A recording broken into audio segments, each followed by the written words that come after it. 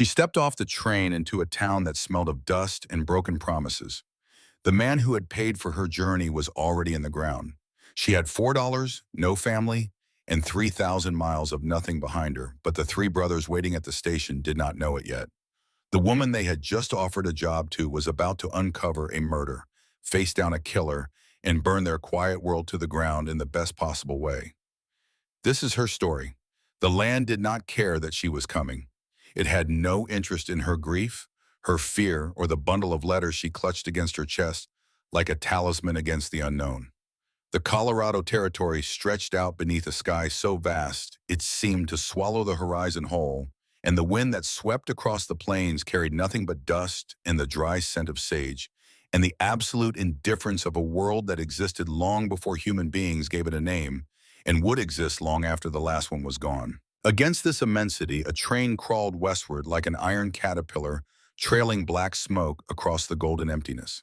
Inside a second-class car that smelled of coal dust and unwashed wool and the sour residue of too many bodies confined in too small a space for too many days, Clara Whitmore sat by the window and watched America unfold. She was 22 years old. She weighed barely 110 pounds.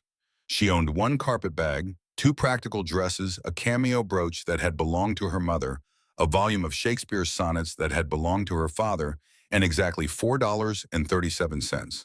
She also owned a bundle of letters tied with blue ribbon, written by a man she had never met, a man she had agreed to marry, a man who at this very moment was waiting for her in a town called Silverton, at the edge of the known world. Or so she believed. The train was 12 hours late. A bridge washout in Kansas had stranded them on a siding for half a day while repair crews worked in the rain, and Clara had spent those hours doing what she had done for the past 3,000 miles.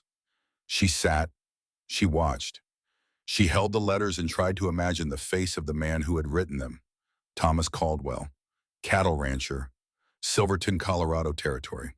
She whispered the name, sometimes testing how it felt in her mouth, trying to make it real.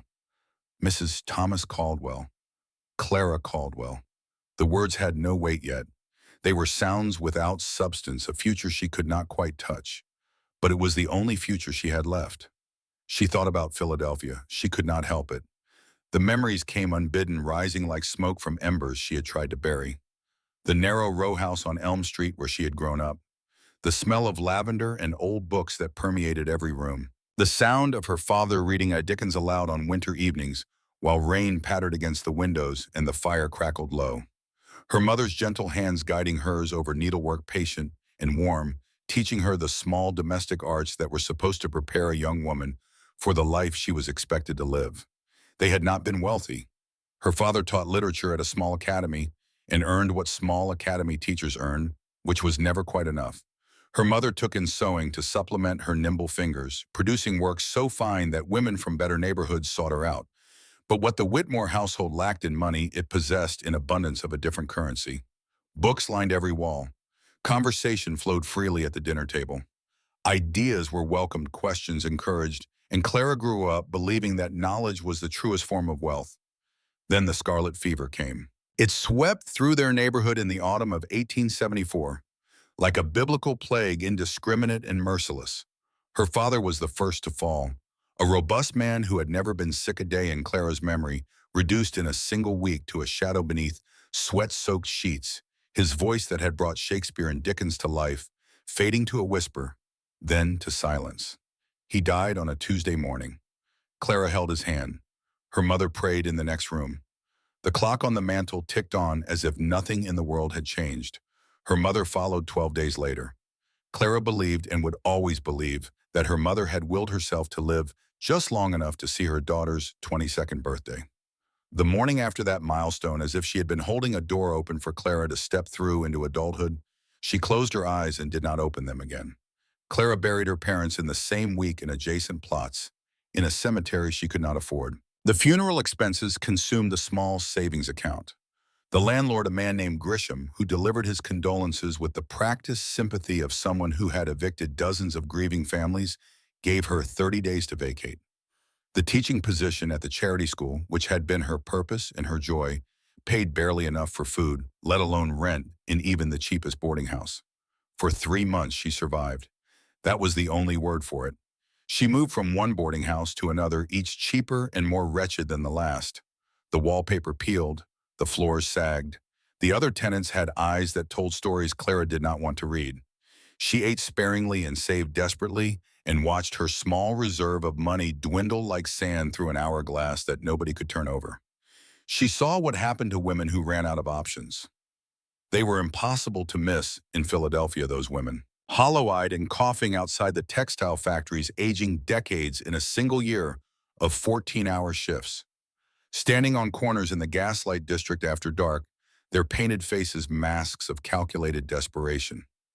Clara understood with crystalline clarity that the distance between herself and those women was measured not in moral fiber or strength of character, but in dollars and weeks. She had perhaps 2 months before she joined them. It was Mrs. Keegan, the widow who ran the boarding house on Chestnut Street, who changed the trajectory of Clara Whitmore's life. Mrs. Keegan kept a stack of newspapers for her tenants, and among them, one gray February morning, Clara found a copy of the Matrimonial News. She read through the advertisements with a mixture of curiosity and something close to revulsion. Men describing themselves like livestock at auction. Women required to provide testimonials of character as if applying for employment at a bank. The entire enterprise felt transactional and faintly desperate, and Clara understood with sudden and uncomfortable honesty that transactional and desperate described her situation exactly. One advertisement stopped her. Not because of flowery promises or grandiose claims, but because of its plainness, because it sounded like a real person talking rather than a salesman performing. Cattle rancher in Colorado Territory seeks bride of good moral character, sound health, and willing spirit. Must not be afraid of hard work or wide spaces, offer genuine partnership to right woman. No drunkards, gamblers, or men of idle disposition need respond. Wait, that is for me to worry about. If you are reading this, know that I am a plain man with a good ranch and a lonely supper table. T. Caldwell, Silverton, Colorado. The humor in that last section. The accidental humanity of a man who forgot he was writing an advertisement and started talking like a person. It made Clara smile for the first time in weeks. She wrote to Thomas Caldwell that same evening, her pen moving with the desperate fluency of a woman who had just been thrown a rope in deep water.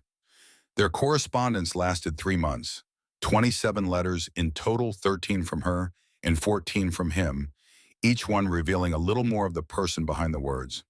Thomas wrote about his ranch with the unself-conscious love of a man who had built something from nothing and understood its value down to the last fence post.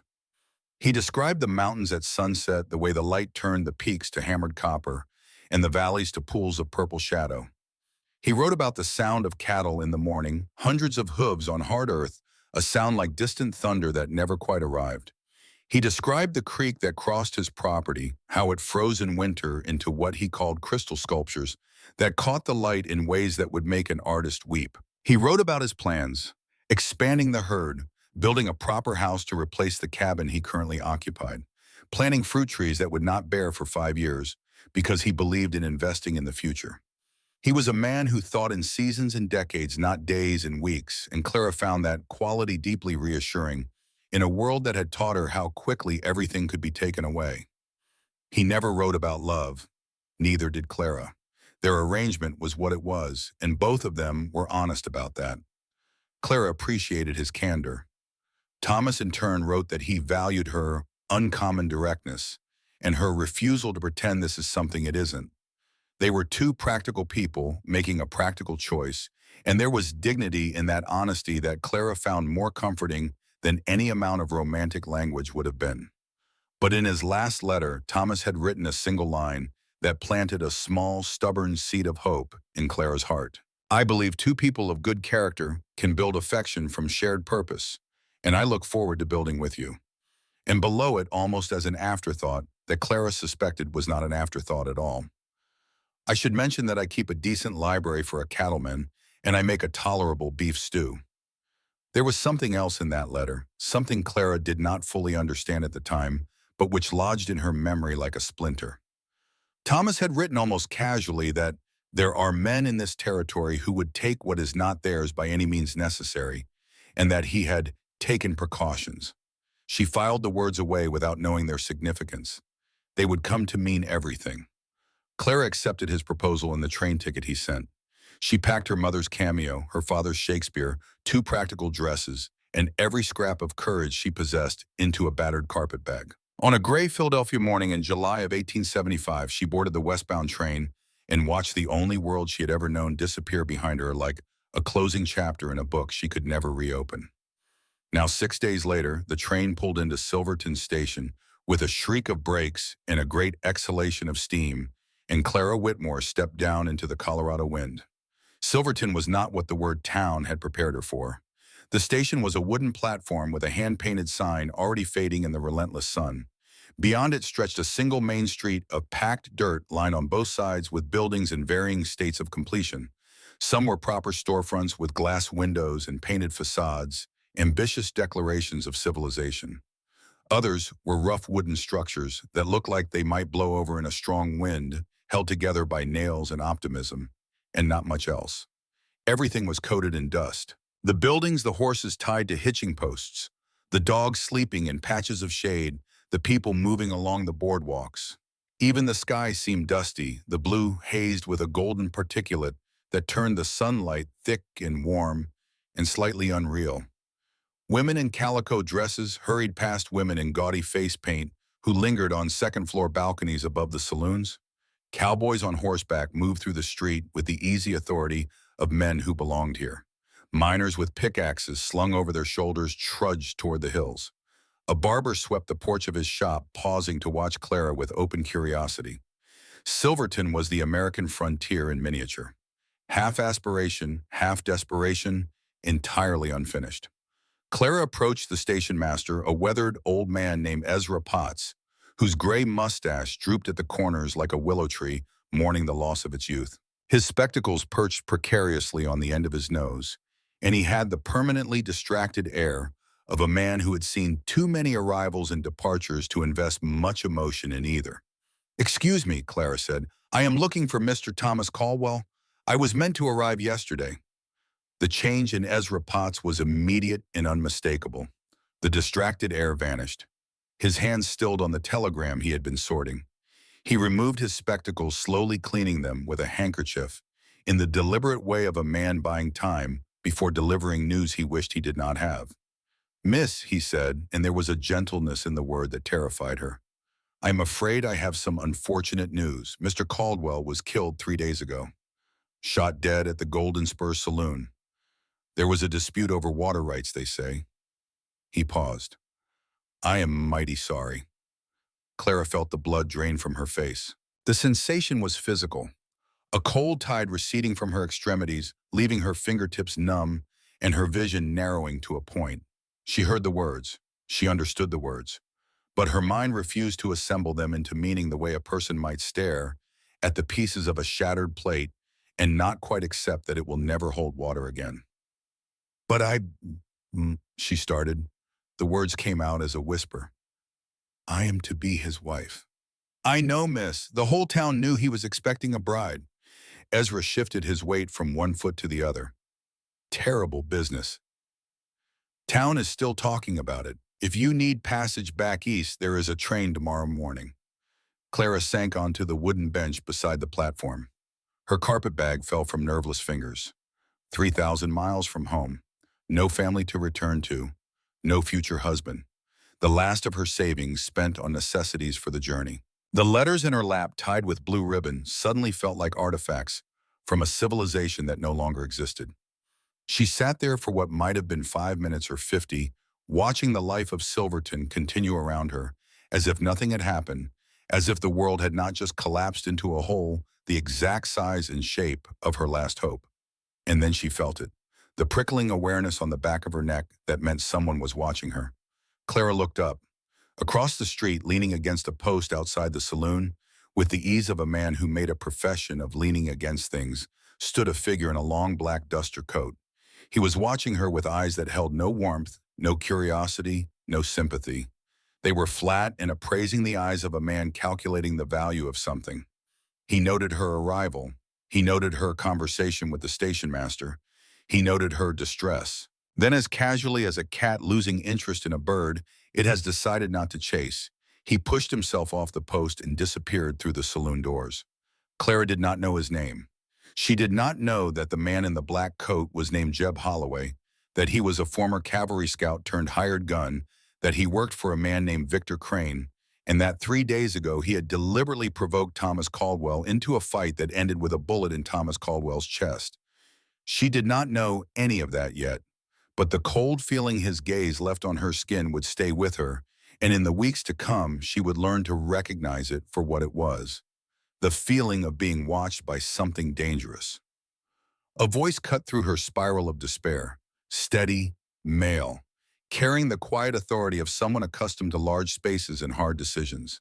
"You all right there, miss?" Clara looked up and saw two men standing before her, and even through the fog of her shock, she registered the difference between them, the way people instinctively register the difference between a mountain and the foothills beside it.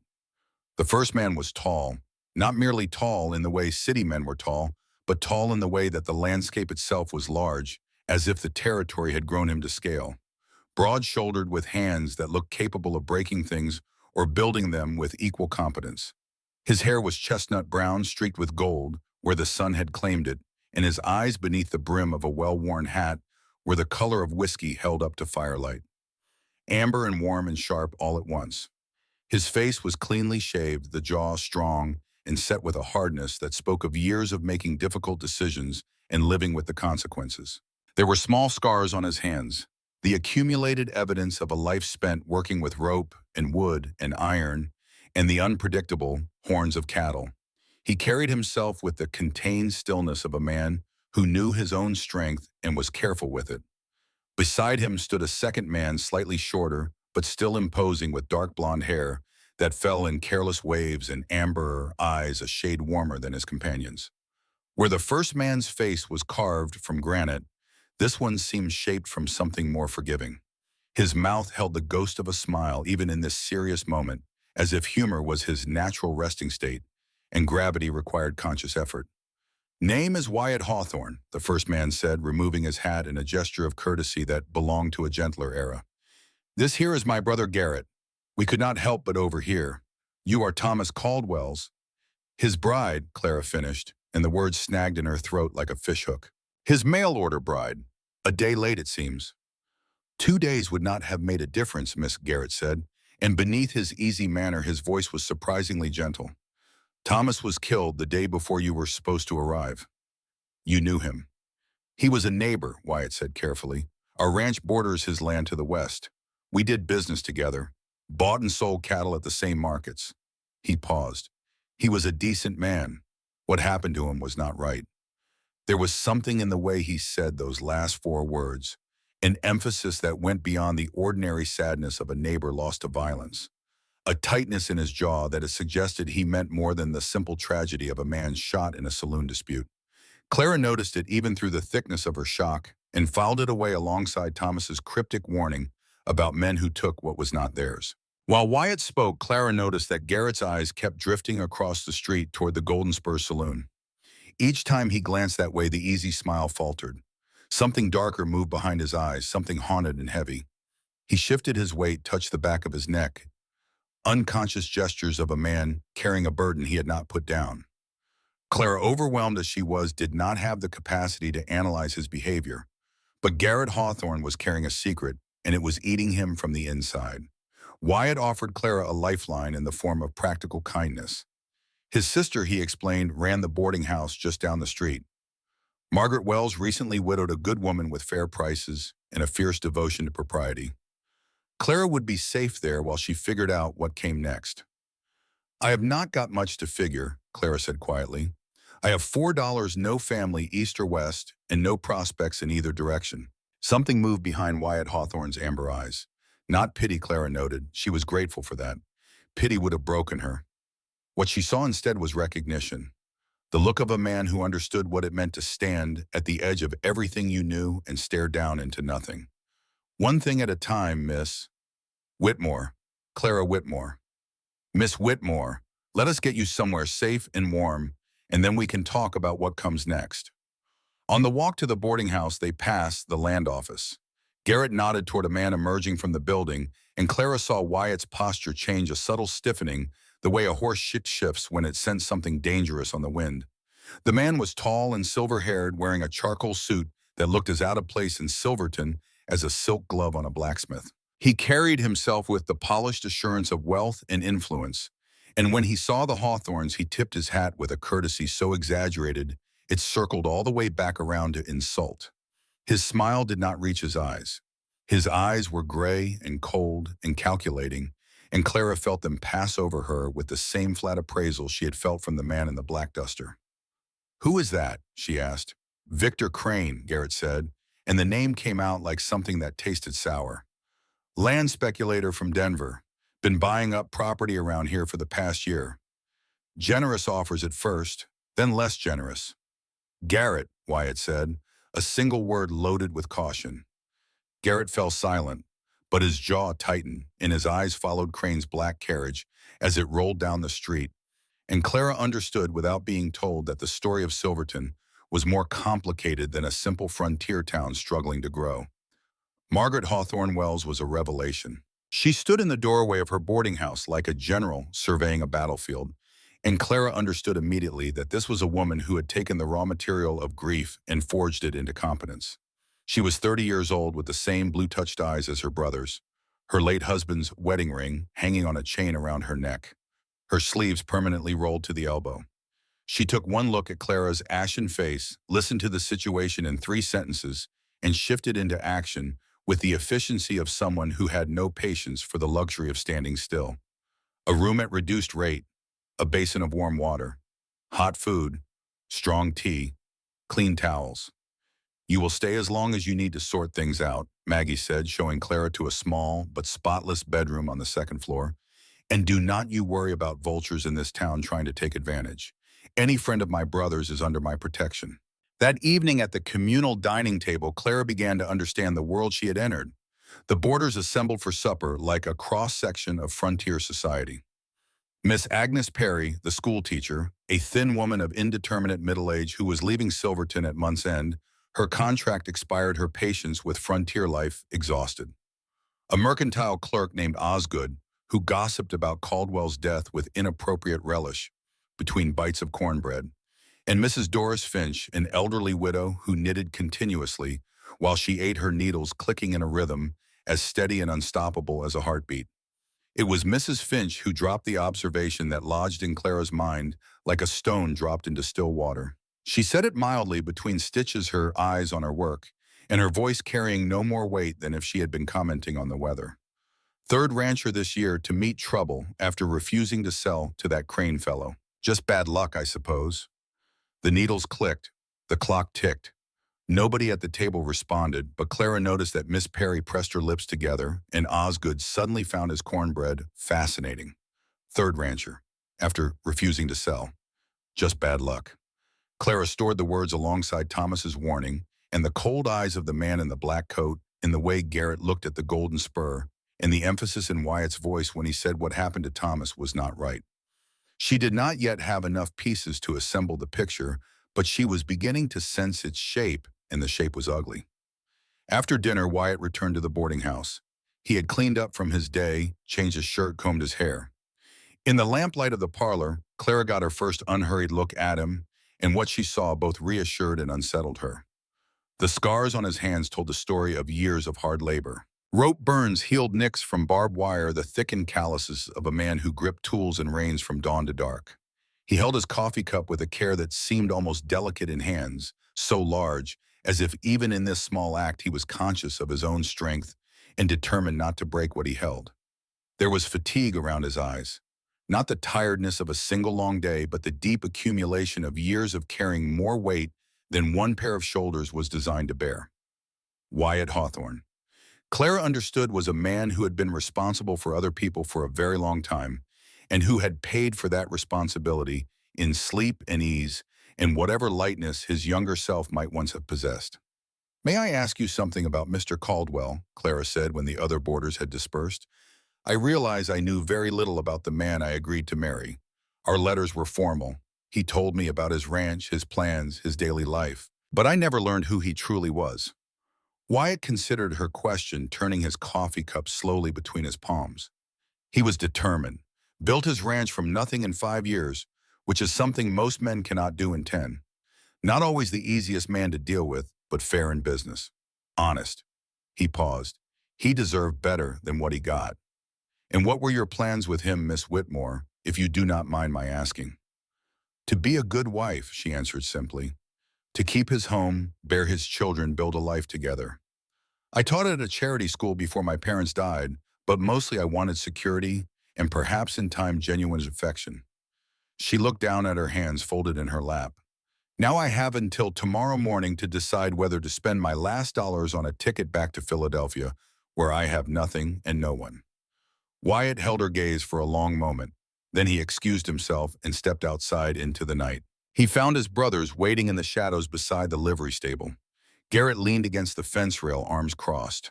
And beside him, revealed in the lamplight, spilling from the stable door, stood the third Hawthorne brother. Silas Hawthorne was 26 years old, and he was different from his brothers in ways that were immediately apparent. Where Wyatt communicated authority and Garrett communicated charm, Silas communicated a quiet intensity that had nothing to do with aggression and everything to do with attention. He was leaning against the stable wall, whittling a piece of wood with the focused ease of someone whose hands were never idle, his auburn red hair catching the light in copper streaks. When Wyatt approached, Silas looked up, and his green-amber eyes held the sharp awareness of a man who noticed everything and said very little. "The mail-order bride?" Silas asked simply.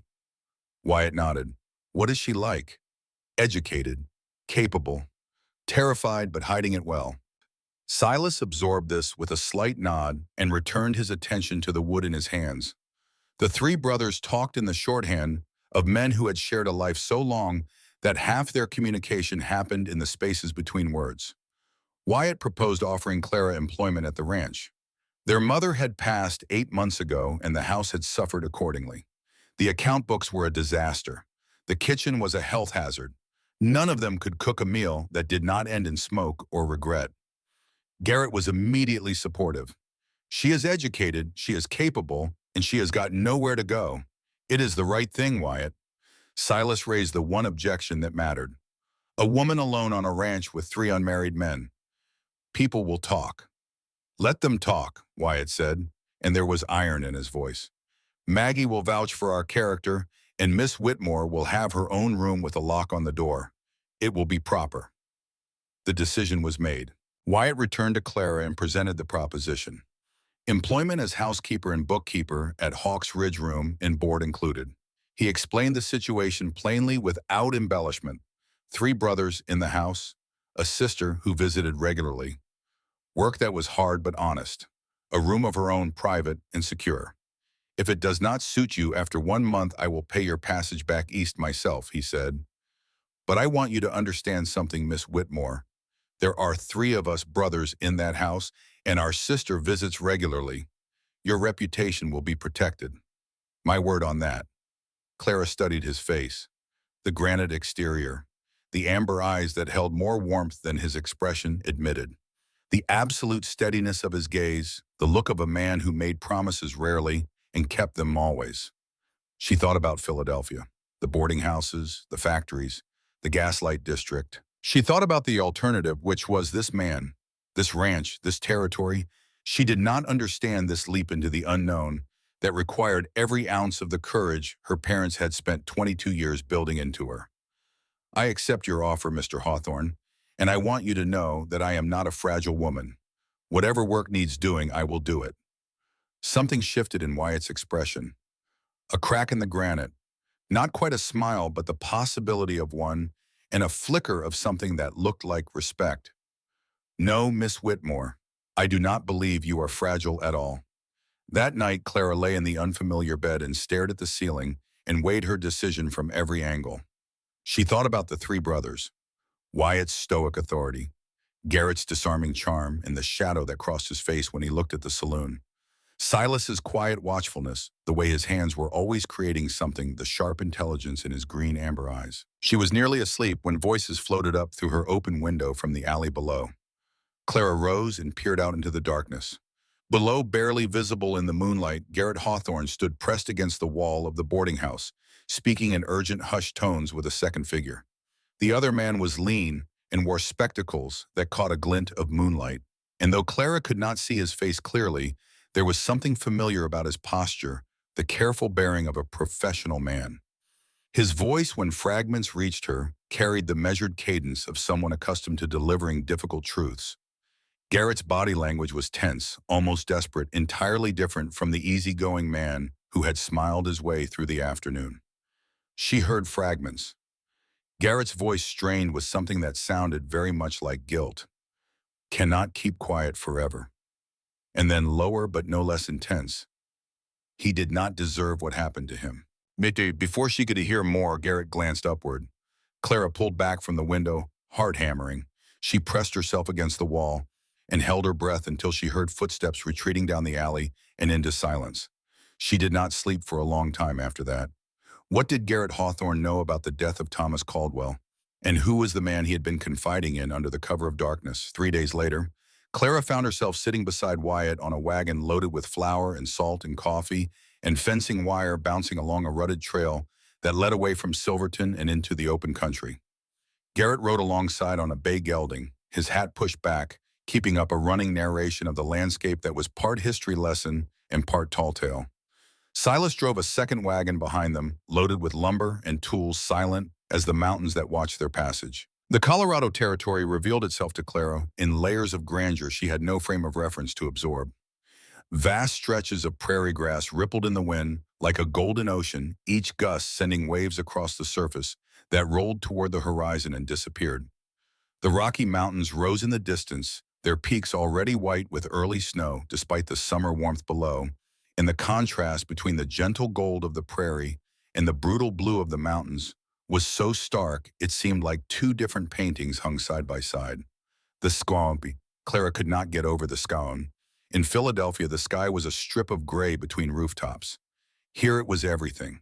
It stretched from horizon to horizon in an unbroken dome of blue so deep it seemed almost purple at the zenith, and the clouds that moved across it cast shadows on the prairie below that were the size of entire city blocks. "There it is," Wyatt said, and his voice carried a note Clara had not heard from him before. Pride. Not the boastful pride of a man showing off possessions, but the deep, quiet pride of a man who had built something with his hands and his will, and 13 years of dawn to dark labor, and knew its worth down to the last fence post. Hawks Ridge. The ranch spread before them against a gentle rise, and Clara took it in piece by piece, understanding that she was looking at the place that would either become her salvation or her next dead end. The main house was larger than she had expected, a 2-story structure of hewn logs and white clapboard with a wide covered porch that wrapped around 2 sides. It had the solid, settled look of a building constructed not for show, but for endurance, designed to withstand whatever the Colorado winters could throw at it. But 8 months of neglect were evident everywhere. Shutters hung at careless angles. Garden beds that had once been tended were now overrun with weeds. A rocking chair on the porch had a broken spindle, and the whole place carried the slightly forlorn air of a home that had lost the person who made it a home. Beyond the house stood a large barn, its doors painted red, though the paint was peeling, a bunkhouse for hired hands and several outbuildings. A smokehouse, a chicken coop inhabited by 2 hens of supreme indifference, a storage shed with a door that did not quite close, and surrounding it all, stretching to the horizon in every direction, pasture land dotted with cattle that moved in slow, purposeful groups across the grass. "You have hired men?" Clara asked, noting the bunkhouse. "2 year-round," Wyatt answered. "Old Emmett Dawson and his son Nolan. They have been with us since I was 19. Good men. Take their meals in the bunkhouse, keep to themselves. The main house is private." He paused. "Your room will be at the back of the house on the ground floor." It was our mother's room. He said this last part with careful neutrality, but Clara caught the slight tightening of his grip on the reins. 8 months since their mother died. The wound was still open. Inside the house, the evidence of 3 men living alone without domestic guidance was immediate and comprehensive. The bones of the place were good. Clara could see quality in the furniture, solid and well-proportioned, and she would later learn it was all Silas's work. The curtains were hand-sewn with care that spoke of their mother's patient hands, now dusty with months of neglect. The stone fireplace that dominated the main room was handsome and well-built. The kitchen had decent equipment, A good iron stove, proper pots, sharp knives. But the surfaces were buried under dust. The kitchen was a catastrophe of unwashed dishes, disorganized supplies, and one pot that appeared to have been welded shut by whatever had been burned inside it. The account ledgers stacked on a desk in the corner looked like they had been filled in by a man who considered bookkeeping a particularly cruel form of punishment. Clara conducted her assessment with the practical eye of a woman who had managed a household since she was 16. She opened cupboards, checked the pantry, examined the stove, ran a finger along shelves, and studied what came away on the tip. The three brothers watched her with varying degrees of apprehension. Wyatt stood rigid near the door. Garrett leaned against the wall with his arms crossed in a look of guilty amusement. Silas sat on the stairs, a half-carved wooden horse in his hands, his expression unreadable. "It is not as bad as I feared," Clara said diplomatically. All three brothers visibly relaxed. "Though I suspect your mother would have strong words about the state of this kitchen." Garrett's laugh broke the tension like sunlight through storm clouds. "She would have begun a switch to all three of us, and we would have deserved it." Clara was shown to her room, simply furnished, but with a window that caught the afternoon light and a hand-stitched quilt on the bed that carried the faintest scent of lavender.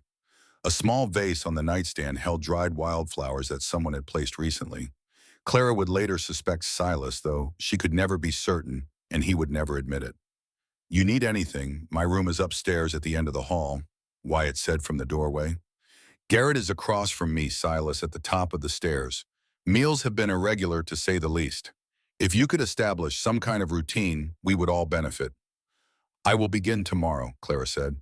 "And Mr. Hawthorne, I will need access to the account books as well. If I am to manage a household properly, I need to understand the finances." Something that might have been admiration moved across Wyatt's face. "They are on the desk, fair warning. I am not much of a bookkeeper." "So I noticed," Clara said, and was rewarded with the first genuine half-smile she had seen from Wyatt Hawthorne. It transformed his face the way sunlight transforms a winter landscape, revealing warmth and depth that the habitual severity had hidden, and Clara felt something unexpected stir in her chest. A warmth she immediately and firmly identified as gratitude and nothing more. The first week tested Clara's strength and proved her worth. She rose before dawn each morning, before even Wyatt was awake, and threw herself into the work of reclaiming the neglected house. Room by room, surface by surface. She scrubbed floors on her hands and knees until the wood grain emerged from beneath layers of grime like a painting restored. She reorganized the kitchen into a system of labeled jars and logical shelves so that any of the brothers could find flour or salt or coffee without launching an expedition. She beat dust from curtains and rugs until her arms ached and the air outside was thick with the gray ghosts of months of neglect. She tackled the account books and discovered that Wyatt's bookkeeping, while chaotic in form, revealed a fundamentally sound operation. The numbers were all there, just scattered across pages like seeds thrown by a careless hand. Clara gathered them, organized them, and within 3 days had produced a ledger so clean and logical that Wyatt stared at it for a full minute without speaking. Each brother responded to Clara's presence differently, and in those differences she began to understand the men she was living with. Wyatt was formal and distant, scrupulously polite. He left before dawn and returned after dark, took his meals with a "thank you, Miss Whitmore," that never varied and gave her space that sometimes felt less like respect and more like avoidance. But Clara noticed things. The firewood box beside the kitchen stove, which she emptied quickly with all her cooking, was always full by morning. She never once saw Wyatt fill it.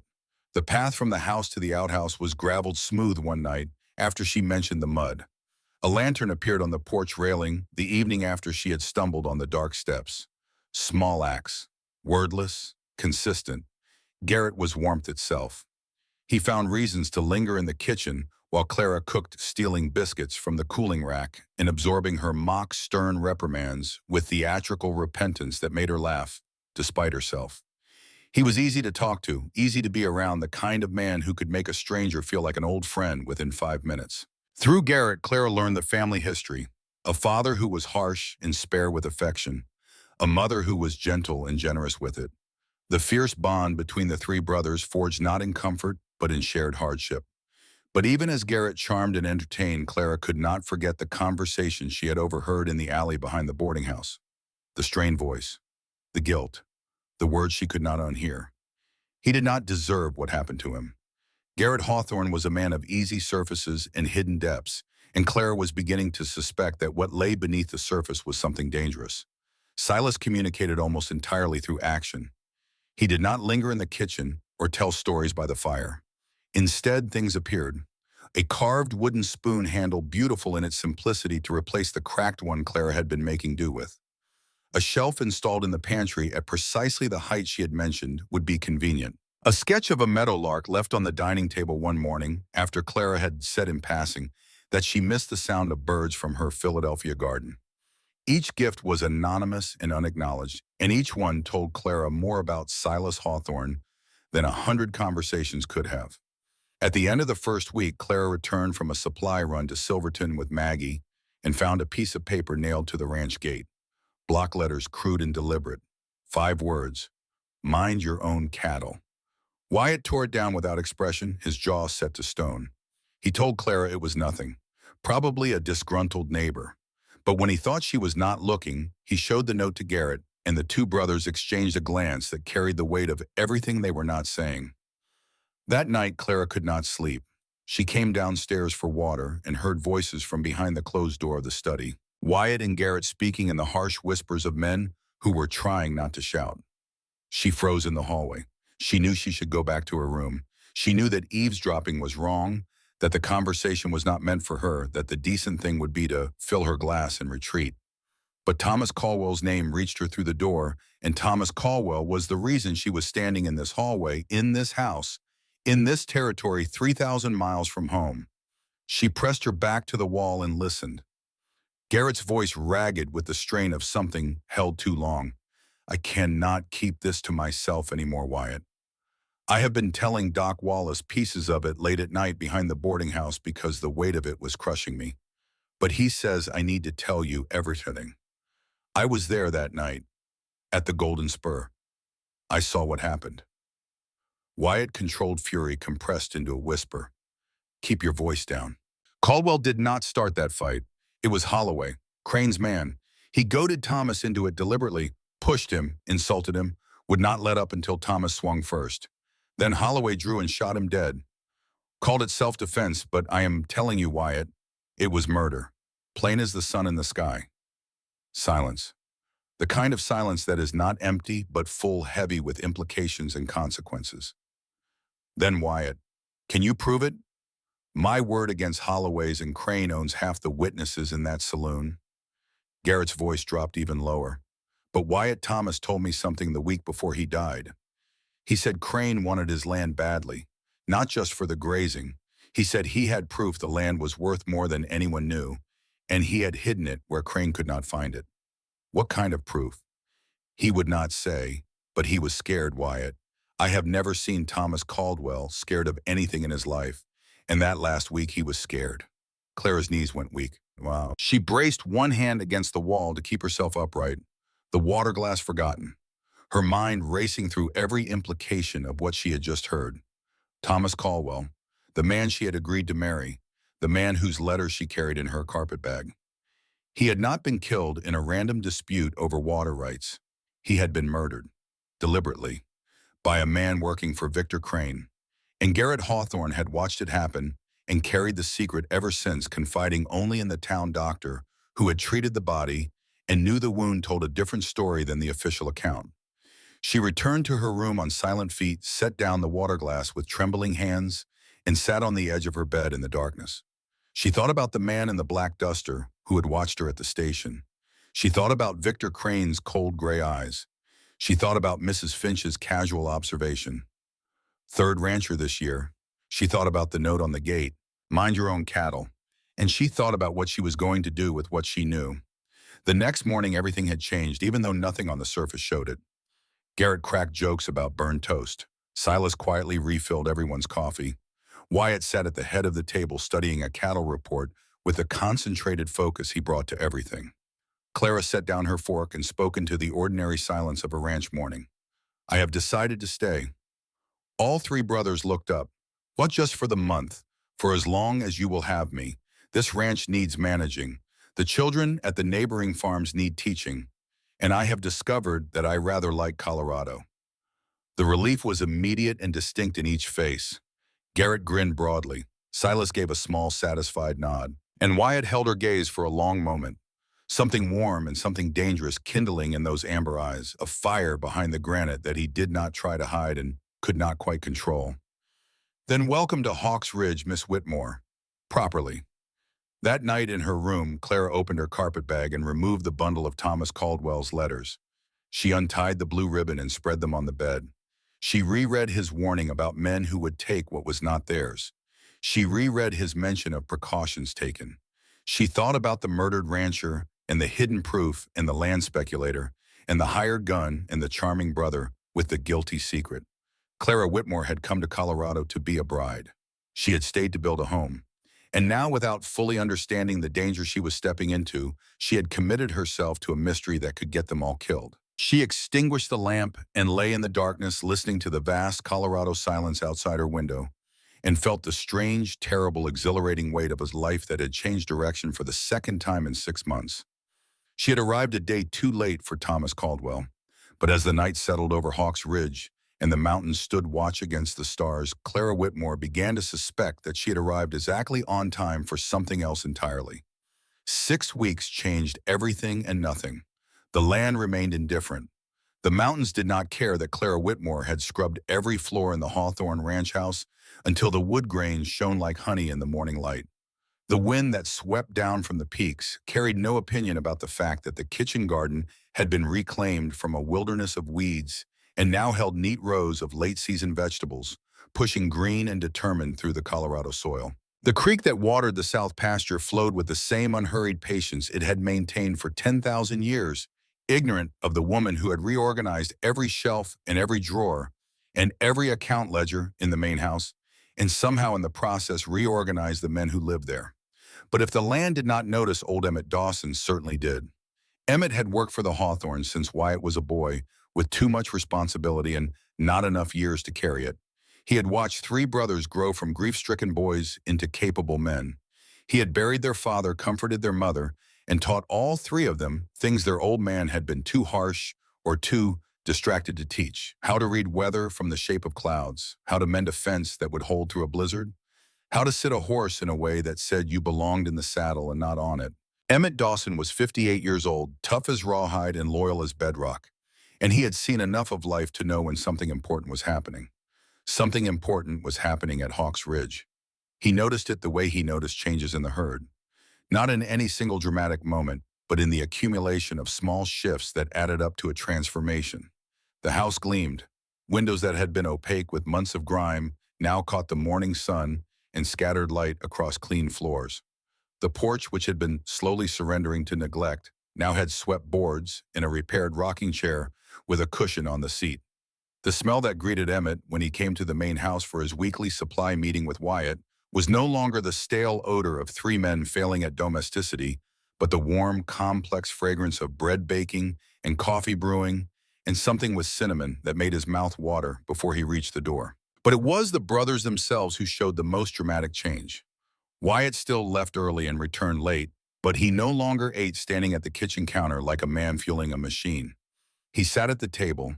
He waited for Clara to serve. He said grace when she asked him to. And he lingered after supper in a way Emmett had never seen, finding reasons to remain in the warm kitchen while Clara cleaned and hummed melodies from a world 3,000 miles away. Garrett had cut his drinking in half. Emmett was not certain Clara had ever said a word about it. Her mere presence seemed to have recalibrated the middle brother's habits, as if the simple fact of a decent woman under the same roof made the bottle less necessary as a companion. And Silas, quiet, watchful Silas, who had not sung since their mother's funeral, had started singing while he worked.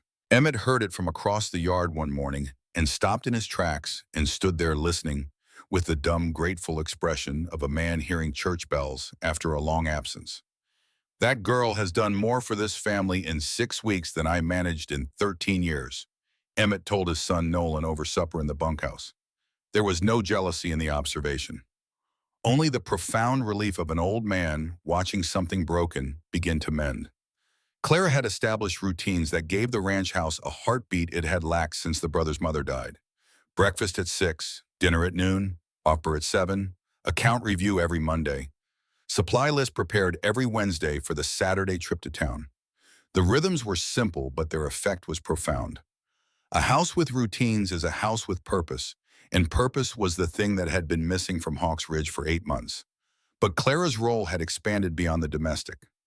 She had begun to teach. It started with 2 children from the Henley Ranch brought by their mother Ruth after she heard that the new woman at Hawks Ridge was a former school teacher from Philadelphia. Within 2 weeks, there were 4 students. Within a month, 8. Within 6 weeks, 12 children from 4 different ranch families rode in on ponies each morning, their faces scrubbed and their slates tucked under their arms to sit in a room that had been a storage closet and was now something close to a miracle. Silas had done it. Without being asked, without announcement, without any of the fuss that Garrett would have made, or the deliberation that Wyatt would have required, the youngest Hawthorne brother simply spent 4 days converting the storage room into a classroom. He built small desks scaled to children's heights, each one sanded smooth enough that no splinter could find a small finger. He constructed benches with backs because children who leaned against something sat longer and listened better. He mounted a proper blackboard on the wall framed in cherry wood and crafted a set of alphabet blocks from scrap timber, each letter carved with the precise attention of a man who believed that the details mattered even when no one was watching. The morning he showed it to Clara, she stood in the doorway with her hand pressed to her mouth and tears running freely down her cheeks. Silas stood behind her, shifting his weight from one foot to the other, his ears flushing red in the way of a young man confronted with a woman's tears and possessing absolutely no protocol for dealing with them. "Thank you," Clara whispered. "You have no idea what this means to me." Silas nodded. "Everyone deserves to learn," he said quietly, and that was all he said, and it was exactly enough. This scene, witnessed by accident from the hallway, produced a complicated expression on Wyatt Hawthorne's face. Warmth for his brother's generosity fought with something tighter and less comfortable, something that tightened his jaw and narrowed his eyes and made him turn away before either of them could see it. Wyatt Hawthorne was not a man who admitted to jealousy. He would have denied it with genuine conviction. But the sight of Clara's tears and Silas's quiet gift and the easy warmth between them stirred something in his chest that he did not want to name and could not entirely suppress. The courtship between Clara and Wyatt did not begin with a declaration or a decision. It began with Sunday rides. Wyatt started taking Clara out on horseback each week and always to the same destination. A high ridge that overlooked the entire ranch, a place where you could see Hawks Ridge spread out below like a painting, and the mountains standing guard on the horizon, and the sky stretching overhead in an unbroken dome of blue that made everything below it seem both small and infinitely precious. These rides became their private territory, away from the house, away from the watchful eyes of Garrett and Silas and old Emmett, away from the children in the account books, in the 1,000 daily negotiations of shared domestic life. Wyatt was different. The granite softened, the careful control relaxed by fractions. He spoke more freely, and what he spoke about revealed a man of far greater depth than his stoic exterior suggested. He told Clara about his father, a hard man, not cruel exactly, but constructed from materials that did not include tenderness. The beatings were never savage, but they were consistent, administered with the same businesslike efficiency with which the elder Hawthorne branded cattle or mended fence. Praise was so rare that Wyatt could remember every instance. 3 times. In 19 years. He told her about taking over the ranch at 19, the day after they buried his father in frozen ground during the worst blizzard anyone in the territory could remember. About the terror that ate at him those first years, the certainty that he would fail, that the ranch would go under, that his brothers and his mother and his sister would pay the price for his inadequacy. About the drought years when he ate nothing but beans and hard bread for months so that Garrett and Silas and Maggie could have proper meals, and how he told them he simply was not hungry, and how they believed him because they were young and because they needed to believe that their eldest brother had everything under control. And then on a Sunday ride in early September, with the aspen trees just beginning to turn gold at their edges, Wyatt told Clara about Ellen. "I was engaged once," he said, and his voice carried the careful flatness of a man handling something fragile that he had not taken out of storage in a long time. 5 years ago, her name was Ellen Prescott. She taught school in Silverton before Miss Perry.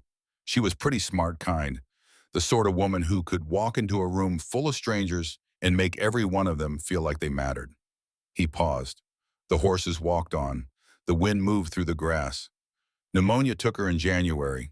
She was 24 years old. I sat with her for 3 days and watched her fight and watched her lose, and there was not a single thing I could do about it. Not one thing. Clara felt the weight of this confession settle between them. Not just the loss itself, enormous as it was, but the 5 years Wyatt had spent building walls against the possibility of ever feeling that helpless again. 5 years of granite, 5 years of control, 5 years of refusing to let anyone close enough to matter, because the last person who mattered had died in his arms while he held her hand and prayed to a God who apparently had other plans. "I am sorry," Clara said simply. She must have been a remarkable woman. She was. Wyatt looked at Clara then, and there was nothing guarded in his gaze. It was open and direct and carrying something that made Clara's breath catch in her throat. "But I have started to believe that the heart has room for more than one remarkable woman in a lifetime." The words hung between them in the golden September air. Clara did not respond with speech. The moment was too fragile, too important for ordinary language to bear its weight. Instead, she reached across the space between their horses and laid her hand on his forearm. His skin was warm beneath her fingers, and she felt the muscles tense at her touch, a reflex born of years of holding everything tight before they deliberately, consciously relaxed. Neither spoke again until they reached the ranch. Both understood that something fundamental had shifted between them, invisible but irreversible, changing the shape of everything that would follow. The thunderstorm arrived on a Tuesday evening in the third week of September, rolling across the prairie like an advancing army, the sky turning from blue to iron to black in the span of an hour. Lightning fractured the darkness in branching rivers of white fire, and the thunder that followed shook the windows in their frames and made the horses stamp and whinny in the barn. Clara and Wyatt sat on the covered porch, coffee in hand, watching the spectacle with the shared silence of two people who had grown comfortable enough to be quiet together. The air was heavy with ozone and electricity, and something else, something that had been building between them for weeks, accumulating charge like the clouds overhead, waiting for the moment of discharge. "In Philadelphia," Clara said, "storms just meant wet feet and ruined hats. Here they feel almost alive." "Everything feels more alive out here," Wyatt agreed, and his eyes met hers for a moment before he looked away. Clara gathered her courage. "Wyatt," she said, using his first name for the first time, and the sound of it changed the air between them as surely as the lightning changed the sky. He turned to face her, and she saw something kindle behind his amber eyes at the intimacy of his own name spoken in her voice. "I have been meaning to thank you properly," she continued. "What you did for me offering this position when I had nowhere to go. It was the act of a good man." His expression softened. "You have more than earned your keep, Clara." Her name on his lips for the first time, and the warmth that flooded through her at the sound of it was so intense she felt it in her fingertips. "The house has not been this well managed since Mother was in her prime. The books make sense for the first time in years, and the teaching." He struggled with something, some thought or feeling that was fighting to get past the granite. "My mother would have loved you." The rain began, heavy and warm, drumming on the porch roof, turning the world beyond the railing into a curtain of silver. Neither moved to go inside. The storm provided cover, a wall of noise and water that enclosed the porch in its own private sphere and made honesty feel not only possible but necessary. "I have been thinking," Wyatt said, and his voice was almost drowned by a rumble of thunder. "Winter is coming in a few months. The passes get difficult. Town is hard to reach." He paused. He took a breath. "Clara, would you consider staying on permanently?" Her heart quickened. "As your housekeeper?" "No." He set his coffee down and turned to face her fully, and the look in his eyes was the most vulnerable thing Clara had ever seen on a face that strong. "I know this is not what you came west for. You expected to be a wife, not an employee. But these past weeks, getting to know you, seeing your strength, your kindness, the way you have made this house a home again." He reached for her hand, slowly giving her every opportunity to pull away. She did not pull away. "I find myself hoping for something more than an arrangement." "What exactly are you proposing, Wyatt Hawthorne?" "Courtship. Proper courtship." His smile was warm despite the rain hammering around them. I am not asking you to marry me today. We should take time, be sure. But I want you to know my intentions are honorable and my feelings are genuine. You came here, a stranger, Clara, and somehow you have become the person I most want to see at the end of every day. Clara felt a weight she had been carrying since the day she arrived in Colorado lift from her shoulders and dissolve into the rain-soaked air. The uncertainty, the fear, the constant calculation of whether she was safe, whether she was wanted, whether this fragile new life would hold her weight or collapse beneath her. I would like that very much, she said. The sky opened completely, rain pouring in sheets, and they ran inside laughing, soaked to the skin and light, with the giddy relief of two people who have finally said the thing that needed saying. In the hallway, they stood dripping, breathing hard, close enough that Clara could feel the heat radiating from his body through his wet shirt, and the air between them was charged with something that had nothing to do with the storm outside. Garrett emerged from the study, took one look at their flushed and rain-drenched faces, and grinned with the satisfied expression of a man who had been waiting for exactly this. Well, he said, it is about time. But the story of Hawks Ridge was not only a love story. Running beneath the tender surface of Clara and Wyatt's growing bond, like an underground river beneath a flowering meadow, the darker current of Thomas Caldwell's murder continued to flow. Clara had not been idle since overhearing Garrett's confession. She had been investigating with the quiet, systematic persistence of a woman trained to organize information and draw conclusions. She gathered intelligence the way she gathered eggs from the henhouse carefully and every morning. Mrs. Doris Finch at the boarding house proved to be an inexhaustible source of local knowledge, her knitting needles clicking out gossip with the steady rhythm of a telegraph machine. From Mrs. Finch, Clara learned the names of the other ranchers who had suffered misfortune after crossing Victor Crane. Hank Morrison, whose barn burned the same month he refused Crane's purchase offer. Will Brewster, thrown from a horse that had been gentle its entire life, the same week he told Crane's men to leave his property. Both men had sold their land to Crane at reduced prices afterward, broken in spirit if not in body. Miss Perry, the departing schoolteacher, mentioned over tea that she had seen Crane's lawyer visiting the territorial land office more often than any honest business would require. Dr. Josiah Wallace, who had treated Thomas Caldwell's body, confided to Clara something that had troubled him since the night of the killing. The bullet wound was close range from and on, but Thomas's gun was still in its holster when they brought him in. A man does not draw a weapon on someone who has already drawn on him and then forget to actually draw. The wound said murder. The holstered gun said ambush, disguised as a fair fight. Clara recognized the doctor's careful bearing and measured voice as belonging to the man she had seen speaking with Garrett in the alley that night at the boarding house, and the connection made sense. Wallace had been treating the body and the conscience of two different men, one dead and one alive, both burdened by the same truth. Clara brought everything she knew to Wyatt and Garrett, and the conversation that followed around the kitchen table with Maggie present as well, having ridden out for a weekend visit, was the moment the story expanded from personal loss to communal danger. They laid out the facts like cards in a grim poker game. Victor Crane had been systematically acquiring land in the valley around Silverton. Willing sellers received fair prices. Unwilling sellers experienced escalating pressure. Lowball offers, then threats, then accidents. Thomas Caldwell had been the most stubborn holdout, and Thomas Caldwell was dead. Now his property, which shared a water source with Hawks Ridge, was tied up in debt and available for purchase.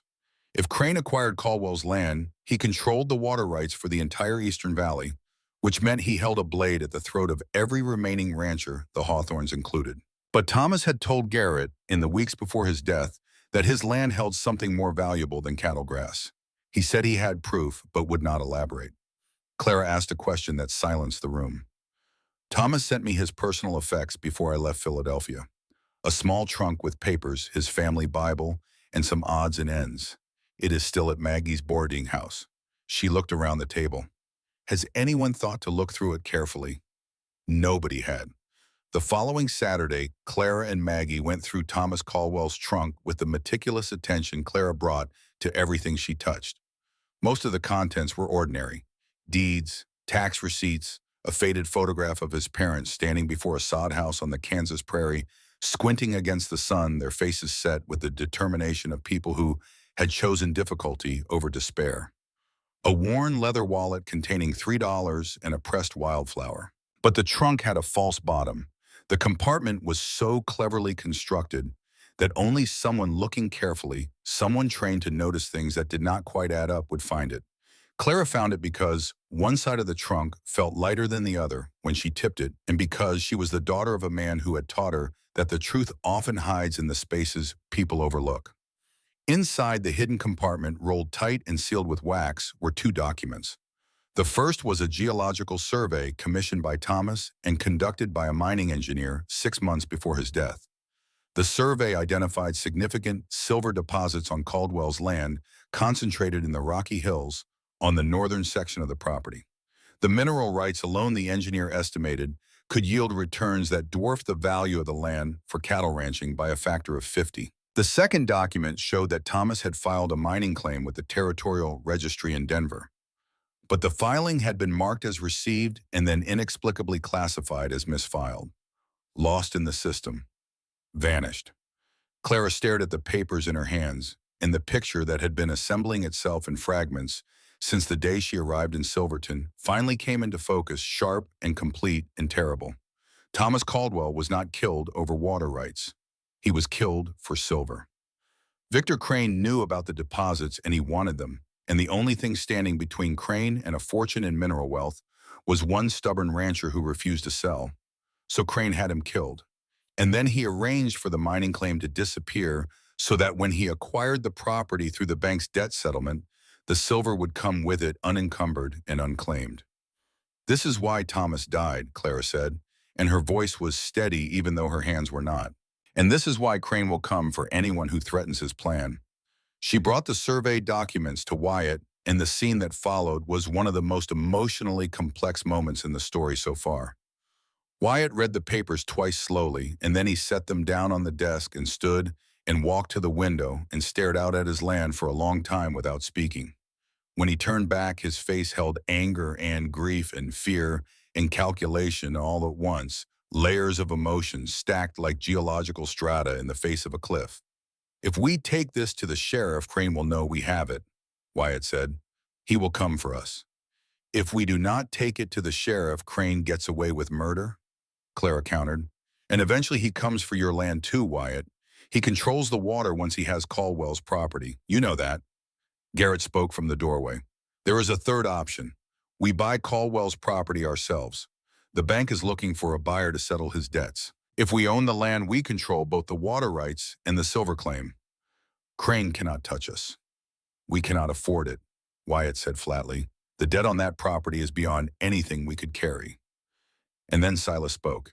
He had been sitting in the corner listening with the patient attention that was his hallmark, and now all eyes turned to the youngest brother as he produced a small notebook from his shirt pocket. It was filled with careful calculations and neat, precise handwriting. "What if we pooled our savings, all three of us, plus what we would get from selling the South Herd early? I have been running the numbers." He laid the notebook open on the desk, and the figures told a story of their own. Aggressive but not reckless.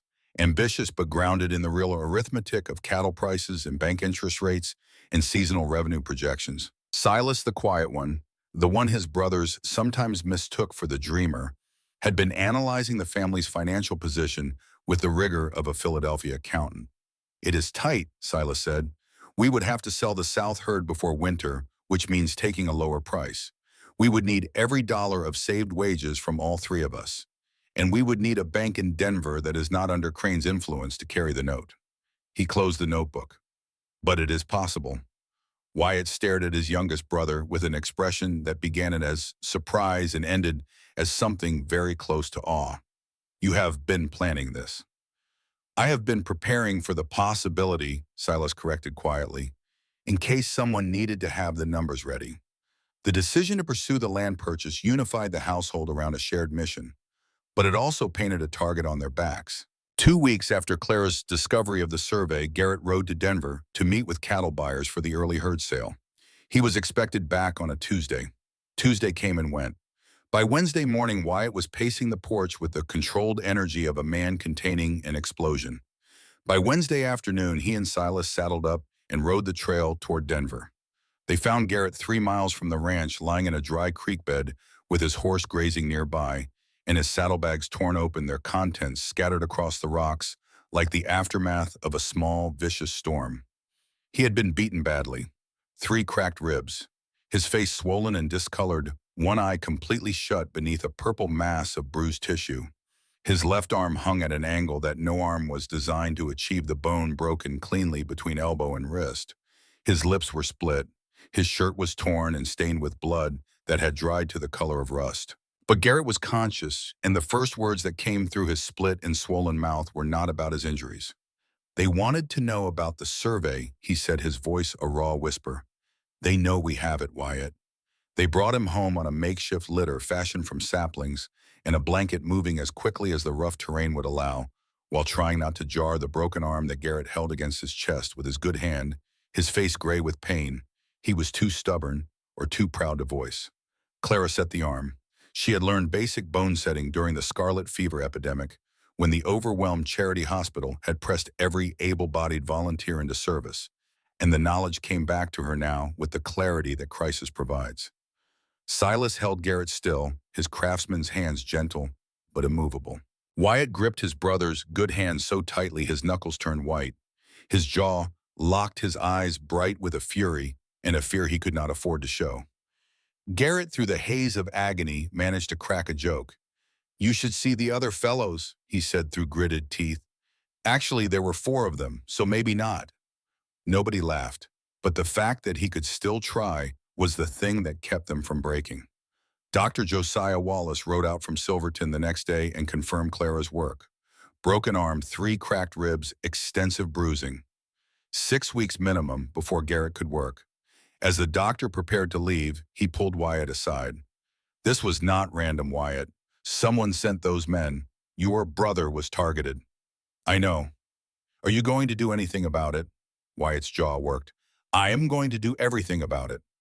2 weeks later, the church in Silverton was full for the first time since Easter. Reverend Isaiah Cooper had called a community gathering to discuss what he delicately termed matters of concern in the valley. The meeting had been quietly organized by Clara and Maggie, who had spent those 2 weeks visiting every ranch wife and shopkeeper's wife in the territory, sharing their concerns with the careful selectivity of women who understood that information was a weapon and should be deployed strategically. The church was packed. Ranchers in their Sunday clothes, uncomfortable in starched collars, miners with dirt still under their fingernails, shopkeepers, their wives, their older children. The entire human population of Silverton and the surrounding valley gathered in wooden pews beneath a simple cross, united by a growing unease that no one had been willing to name until now. Victor Crane was present. He sat in the front pew with the proprietary ease of a man who believed all rooms belonged to him. His lawyer Aldrich flanked him on one side, sharp-faced and taking notes. Jeb Holloway sat on the other, his flat predatory eyes scanning the crowd with the professional assessment of a man cataloging potential threats.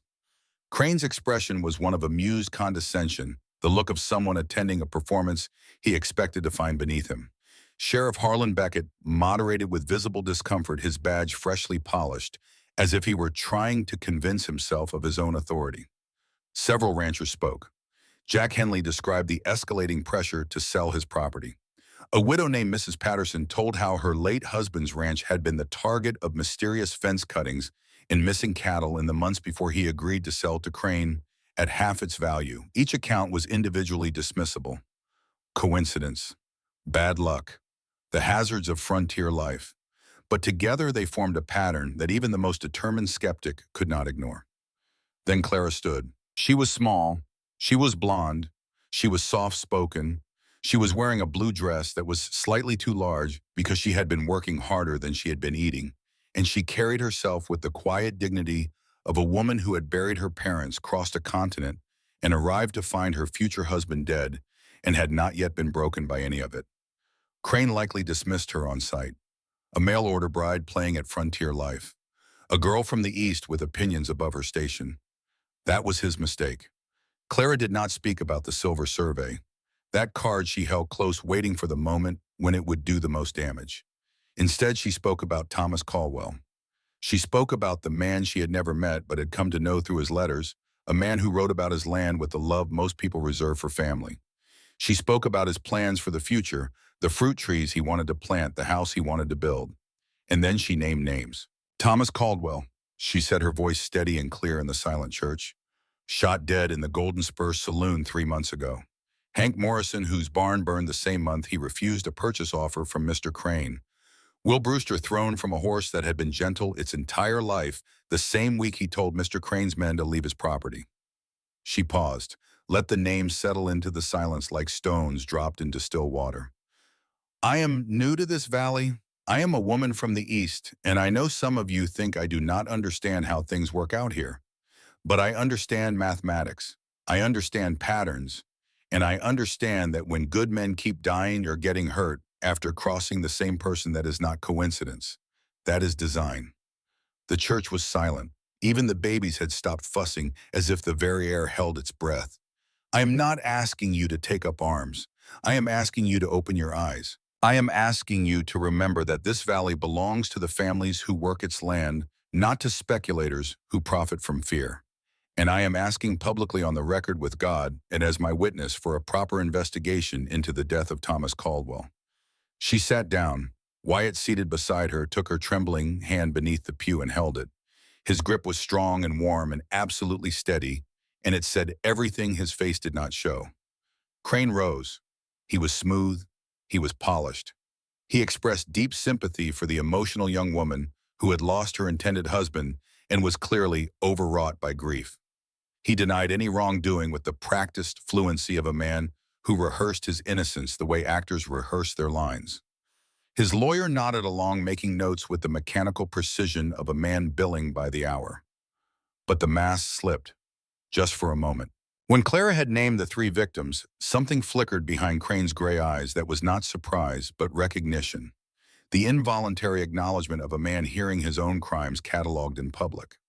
And when Clara asked for an investigation, Holloway's hand drifted toward his hip in a reflex that every rancher in the room recognized for what it was. The seed was planted. As families filed out into the evening, the response was divided but encouraging. Jack Henley gripped Wyatt's hand and said simply, "Whatever you need." Tom Sutter, the blacksmith, offered to keep watch on Crane's movements. Mrs. Finch, the perpetual knitter, patted Clara's cheek and whispered, "Brave girl, your Thomas would have been proud." On the ride home, Garrett was unusually quiet. When he spoke, his voice was stripped of its usual lightness. "That was the bravest thing I have ever seen anyone do, Clara, including anything my brothers or I have ever done with a rope or a rifle." "I was not brave," Clara said. "I was angry. There is a difference." "Not to the people in that room," Silas said from behind them. "To them it looked exactly like courage." 1 week after the town meeting, Crane delivered his answer. Clara woke in the deep darkness of a moonless night to the smell of smoke.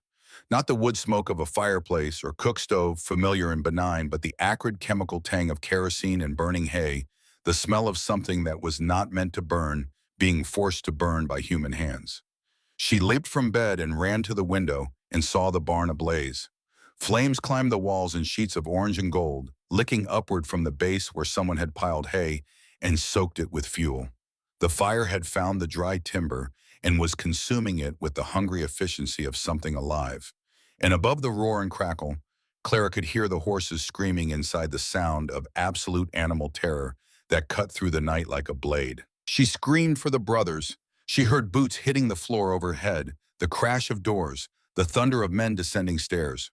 Wyatt erupted from the house, first pulling on boots, his face set in the fierce mask of a man whose worst fear was materializing in front of him. Silas was a step behind, already calculating, already assessing. And then Clara saw the second fire. The bunkhouse was burning too. A smaller blaze set at the far corner, designed to divide their response and maximize the chaos. Old Emmett and Nolan were inside. Clara ran, barefoot, in her nightgown, her hair loose and wild. She ran across the yard to the bunkhouse and pounded on the door and screamed their names, and she kept screaming until she heard Emmett's voice shouting back, and the door burst open and the old man and his son staggered out, coughing and cursing, their eyes streaming from the smoke. Wyatt and Silas had charged into the barn to release the horses. Silas went for the ground stalls, throwing open doors, driving panicked animals toward the wide entrance with slaps and shouts. Wyatt went up to the loft. Because Garrett was in the loft. He had been sleeping in the barn for the past week, claiming his bed was uncomfortable, but actually stationing himself as a first line of defense, a watchman sleeping among the animals because he felt guilty for not having spoken up sooner about what he saw at the Golden Spur, and because he believed correctly that if Crane struck, he would strike at the barn. Garrett had put himself between danger and his family, and now danger had arrived with kerosene and matches. Wyatt found his brother in the loft, dazed by smoke, disoriented, his healing arm cradled against his chest. He grabbed Garrett by the shirt and hauled him to his feet, and then because the stairs were already burning and there was no other way down, he threw his brother over his shoulder and carried him. The image burned itself into Clara's memory with the permanence of a brand. Wyatt Hawthorne emerging from the burning barn with his brother draped across his massive shoulders, silhouetted against walls of flame, his face a mask of agony and determination, his arms and hands blistering from the heat, refusing to stop, refusing to fall, refusing to let go of the person he was carrying. It was the most extraordinary thing Clara had ever witnessed, and in that moment, watching this man walk through fire for his family, whatever remained of the wall between gratitude and love inside her crumbled to ash. They lost the barn roof. They saved the structure. They saved every horse, including Belle, who emerged wild-eyed and trembling, but unharmed. They saved Emmett and Nolan. Nobody died. But the message was delivered with the precision of a rattlesnake's strike. Bend or burn. Dawn found them on the porch, faces blackened with soot, clothes reeking of smoke. Wyatt's burned hands wrapped in bandages, Clara had applied with trembling fingers and steady skill. The sun rose over Hawk's Ridge, painting the damaged barn in shades of gold and crimson, and somewhere in the south pasture, a calf bawled for its mother, a sound so ordinary and alive that it cut through the despair like a blade of grass through ash. The brothers sat in a silence that could have tipped either way, toward surrender or toward defiance. The weight of what had happened pressed down on all of them. Clara broke the silence. "Thomas Caldwell died because he would not give in to this man," she said, and her voice carried the clarity of a bell struck in cold air. "If we sell, if we run, his death means nothing. Hank Morrison's barn, Will Brewster's accident, all of it meaningless. And every family in this valley will know that Victor Crane can take whatever he wants from whoever he wants, and one will stop him." She looked at Wyatt. "You told me once that you built this ranch from nothing, that you ate beans for months so your brothers could eat. You did not build Hawk's Ridge to abandon it." She held his gaze. "And I did not cross 3,000 miles to run away from a bully." Wyatt stared at her. This small, fierce, soot-streaked woman who had arrived in his life as a stranger and become its center, who organized his books and fed his family and taught the valley's children, and now stood on his porch with ash in her hair and fire in her eyes and told him exactly who they were going to be. "No," he said quietly. "We do not run." "We do not run," Garrett echoed from his chair, his voice rough from smoke and resolve. "We do not run," Silas confirmed, and the youngest brother's quiet conviction carried the weight of bedrock. The fire had consequences beyond resolve. Wyatt's burns needed tending, and in the evenings that followed, Clara became the one who cleaned and wrapped his hands, working with gentle precision under the lamplight, while the rest of the household settled into the quiet rhythms of nightfall. It was during one of these sessions, 4 nights after the fire, that the last wall between them fell. Clara was finishing the bandage on his right hand when Wyatt caught her fingers gently in his. His touch was careful, conscious of the raw skin on his palms, but it was deliberate in a way that no accidental contact could be. "You are trembling," he said softly. "I was terrified," Clara admitted. "When I saw the fire, when you went into that barn, I thought I was going to lose you before I ever truly had you. I am not easy to lose. Do not joke, not about this." Her eyes were bright with tears she refused to let fall. "I came here expecting to marry a stranger, and I found something I never expected. A family, a purpose. And you, Wyatt Hawthorne, somehow impossibly you." Wyatt lifted her hand to his lips and pressed a kiss against her fingers. It was the first physical expression of his love, gentle and reverent, and it carried more weight than any grand gesture could have because it came from a man who did not do anything without meaning every atom of it. "I love you, Clara Whitmore," he said. I think I have loved you since you stood in my kitchen, covered in flour, and told me my bookkeeping was atrocious. Clara laughed through her tears. I believe I said it needed improvement. Same thing. That night, after the lamps were extinguished and the house settled into silence, Wyatt came to her door. He stood in the doorway, and the question in his eyes needed no words. Clara took his hand and drew him inside, and the door closed softly behind them. When morning came, everything between them had changed in the most fundamental way, and neither of them would ever sleep alone again. In the days that followed, neighboring ranchers, galvanized by the fire, organized a watch rotation for the valley's properties. The barn was being rebuilt with lumber and labor from 4 different families. The cattle sale was proceeding according to Silas's financial plan, and Wyatt had approached a Denver bank not controlled by Crane's interests about financing the purchase of Caldwell's property. The valley was standing up, slowly and perfectly, with the uncertain courage of people who had been afraid for a long time and were only now discovering that fear was not the same thing as helplessness. But Victor Crane was not defeated. He was cornered and cornered. Men are the most dangerous of all. On a Friday evening, 2 weeks after the fire, Sheriff Harlan Beckett rode out to Hawks Ridge with news that drove the color from Wyatt's face. A judge in Denver, a man known to be friendly with Crane's interests, had signed an order accelerating the sale of Caldwell's property. The bank was being pressured to accept Crane's offer. The Hawthorns had 2 weeks to secure their financing, or they would lose their chance to buy the land, and with it, their best weapon against the man who was trying to destroy them. 2 weeks, 14 days, the difference between victory and ruin compressed into a fortnight. That same night, after the household had gone to bed, and the lamps were extinguished, and the only light was the thin silver of a crescent moon through the window, Clara stood alone in her bedroom with one hand resting on her stomach. The nausea had started 3 days ago. She had attributed it to the lingering smell of smoke that seemed to permeate everything: the walls, the curtains, her hair, the very air of the house. But the smoke was nearly gone now, and the nausea remained. It came in the morning and faded by noon, and returned at night with a reliability that was impossible to ignore. Clara Whitmore knew what it meant. She was a woman of education and observation, and she knew.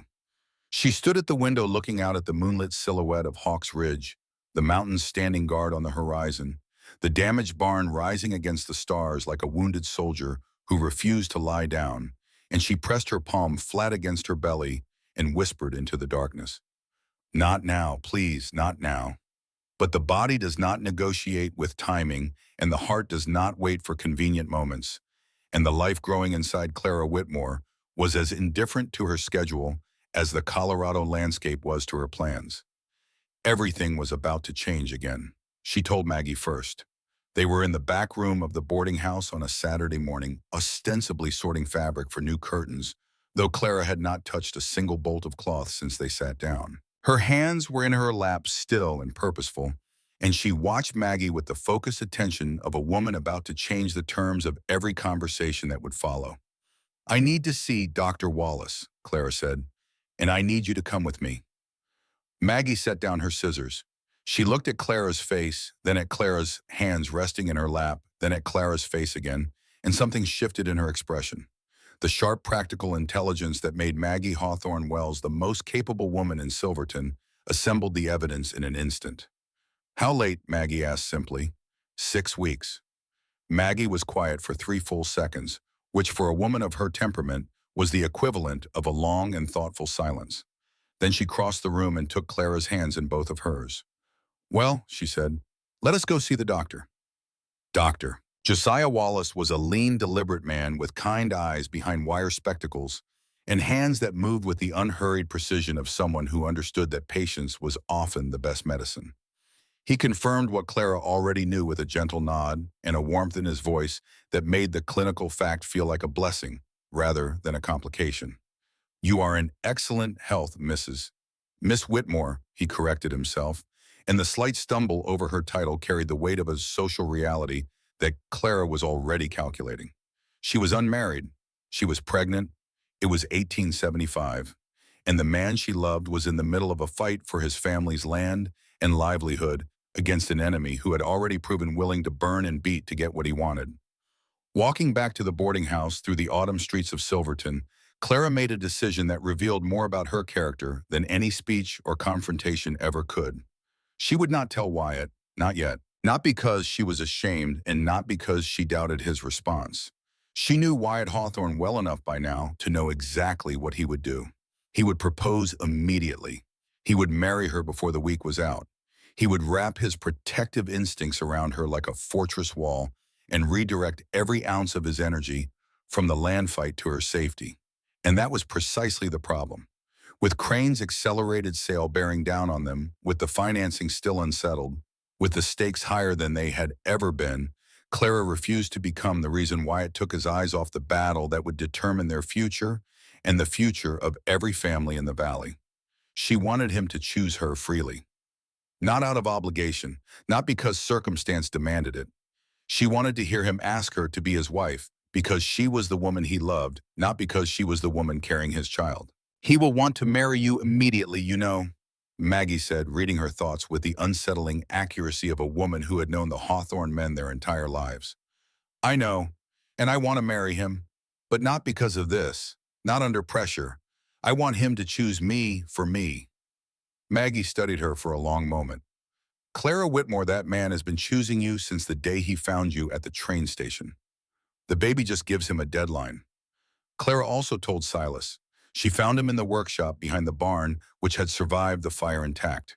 He was sanding a piece of furniture, the rhythmic whisper of sandpaper on wood filling the small space with a sound like breathing. Sawdust dusted his forearms and caught the light from the window in tiny golden motes. He looked up when Clara entered, and his green-amber eyes held the patient attentiveness of a man who understood that people came to him when they needed to say something important, and that the most useful thing he could do was be still and listen. She told him plainly. Silas set down his sandpaper. He was quiet for a moment, his expression thoughtful in the way that other men's expressions were surprised, as if the information was not unexpected, but required careful consideration nonetheless. Then he took her hand, pressed it briefly, and said, "This family needed a new beginning. You are giving us one." He picked up the sandpaper and resumed working. It was the most perfectly Silas response Clara could have imagined, and she loved him for it. Not the way she loved Wyatt, with fire and need and a hunger that sometimes frightened her with its intensity. She loved Silas the way she might have loved a brother, with a warm and steady certainty that required no examination and carried no complications. He was the person in the family who saw things most clearly, and what he saw he accepted with a grace that his older brothers were still learning. The 2 weeks that followed were the most pressured of Clara's life. Wyatt and Garrett traveled to Denver to finalize the financing with Theodore Marsh, the banker who had his own reasons for wanting to see Crane's expansion checked. The negotiations were complicated by Crane's lawyer Aldridge, who filed motions and raised objections with the mechanical persistence of a man paid handsomely to obstruct. But Marsh was a formidable ally, and his own lawyer proved equally persistent, and by the end of the second day the loan was secured. Backed by the combined value of the Hawthorne Ranch and the projected earnings from the cattle sale Silas had meticulously planned, the financing was sufficient to match any bid Crane could make. But the court-ordered sale was now just days away, and Crane was applying pressure from every direction. His men harassed ranchers who had pledged support to the Hawthorns, cutting fences and driving small herds off grazing land in acts of petty intimidation that could not be traced to any individual, but carried Crane's signature as clearly as a brand on cattle. Jeb Holloway was seen in Silverton with increasing frequency, his presence a constant reminder that the man behind the money was willing to use force when money failed. Clara held the household together through force of will.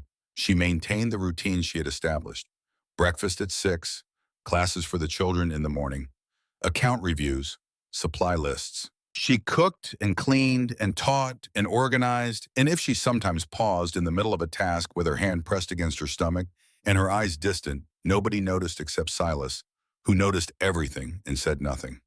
She also continued her investigation.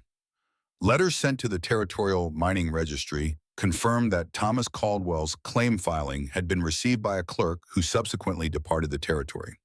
Further correspondence with postmasters in 3 towns traced the clerk's movements and established that he had been paid through an intermediary connected to Crane's Denver operation. The paper trail was not enough for a criminal conviction, but it was enough to establish a documented pattern of corruption that a territorial judge would find compelling. 3 days before the land sale, Clara made a discovery that changed everything. She was going through Thomas Caldwell's Bible. The leather-bound volume had been in his trunk of effects, and Clara had taken it out weeks ago with the vague intention of finding a suitable passage for the wedding ceremony she hoped was coming. The Bible was old and well-used, its pages soft from years of handling, its margins annotated in Thomas's careful handwriting with observations and reflections that revealed a more thoughtful man than his plain-spoken letters had suggested. She was turning the pages of the Book of Ruth, thinking about the story of a woman who traveled to a strange land and found her home there when a sealed envelope fell from between the pages and landed in her lap. It was addressed in Thomas Caldwell's handwriting to Mrs. Thomas Caldwell. The letter inside was dated the day before his death. Clara's hands trembled as she unfolded the paper. The handwriting was firm, but hurried, the pen pressed hard into the page, the words of a man who knew he was running out of time. "Dear Clara," the letter began, "for that is how I have come to think of you, though we have never met. If you are reading this, it means I was right to be afraid, and I am likely no longer alive to greet you as I had hoped. I write this not to frighten you, but to ensure that the truth survives, even if I do not. A man named Victor Crane has been threatening me for months. He wants my land not for the cattle or the water, but for what lies beneath it. Silver, enough to make a man very rich. I have proof of this in a geological survey I commissioned, which I have hidden in the false bottom of my trunk, the one I am sending to you with my other effects. I have also filed a mining claim with the Territorial Registry, but I fear Crane's men have intercepted it. If something happens to me, take the survey to the Territorial Marshal in Denver, not the local sheriff who I no longer trust to act against Crane's interests. The Marshal's office is on Larimer Street. Ask for Marshal Braddock. He is a fair man and beyond Crane's reach. But I write this letter for another reason. I want you to know that I chose you from among many respondents to my advertisement, not because of your age or your appearance, which I could only imagine, but because of your letters. You wrote with intelligence, with courage, and with an honesty I have rarely encountered in any person, man or woman. In your words, I found a spirit that matched the land I love, strong enough to endure its hardships and generous enough to appreciate its beauty. I believe you would have been a fine wife and a better woman than I deserved. I regret that I will not have the chance to prove myself worthy of you. If I am dead when you arrive, do not grieve for me. I was a man of the land, and the land endures. Find someone worthy of you, Clara. Build the life you deserve. And if you can see that justice is done for those of us who were not strong enough to fight Crane alone, with respect and, yes, with the affection, I wish I had been brave enough to express sooner, Thomas Caldwell." Clara read the letter twice, the first time through tears that blurred the words into illegibility and forced her to blink and wipe her eyes and start again. The second time with a clarity that was almost painful, each sentence landing with the force of a truth that had been buried and was now finally unearthed. She wept for Thomas Caldwell, not the abstract grief she had felt upon arriving in Silverton and learning of his death, the grief of a plan disrupted and a future erased. This was personal. This was the grief of reading a good man's final words and knowing that he had written them, thinking of her, that in the last hours of his life, he had sat down and poured his heart onto paper for a woman he would never meet, because he wanted her to know that she mattered, that his choice of her had been deliberate, and considered that she was not merely a name in a matrimonial newspaper, but a person whose words had reached him across 3,000 miles, and made him believe that something decent and true might still be possible in a world that was closing in around him. She dried her tears. She folded the letter with the care one gives to sacred things, and she carried it into the study where Wyatt was hunched over land documents working through the evening by lamplight, and said the words that set the final act in motion. "I have something you need to see, and then we need to send for the Territorial Marshal." The letter was the key that opened every locked door. Combined with the geological survey, Garrett's eyewitness testimony about the Golden Spur confrontation, Dr. Wallace's observations about the wound and the holstered gun, and Clara's documented paper trail connecting the missing mining claim to Crane's associates, it constituted a case that no honest lawman could ignore. Wyatt read the letter in silence. When he finished, he set it down on the desk and was quiet for a long time. When he looked up, his amber eyes were bright with an emotion that was equal parts grief and gratitude, and a fierce protective love directed not at the dead man, but at the living woman who had carried his truth 3,000 miles and delivered it here to this desk in this room at exactly the right moment. Thomas Caldwell was a better man than any of us knew, Wyatt said quietly. He deserves justice, Clara replied, and we are going to get it for him. A rider was dispatched to Denver that night with a letter from Marshal Braddock's office. The fastest horse in the valley, ridden by Nolan Dawson, who was young enough to ride through the night and strong enough to make the journey in a day and a half if he changed horses at the relay station in Morrison. Whether the response would arrive in time for the land sale was impossible to know.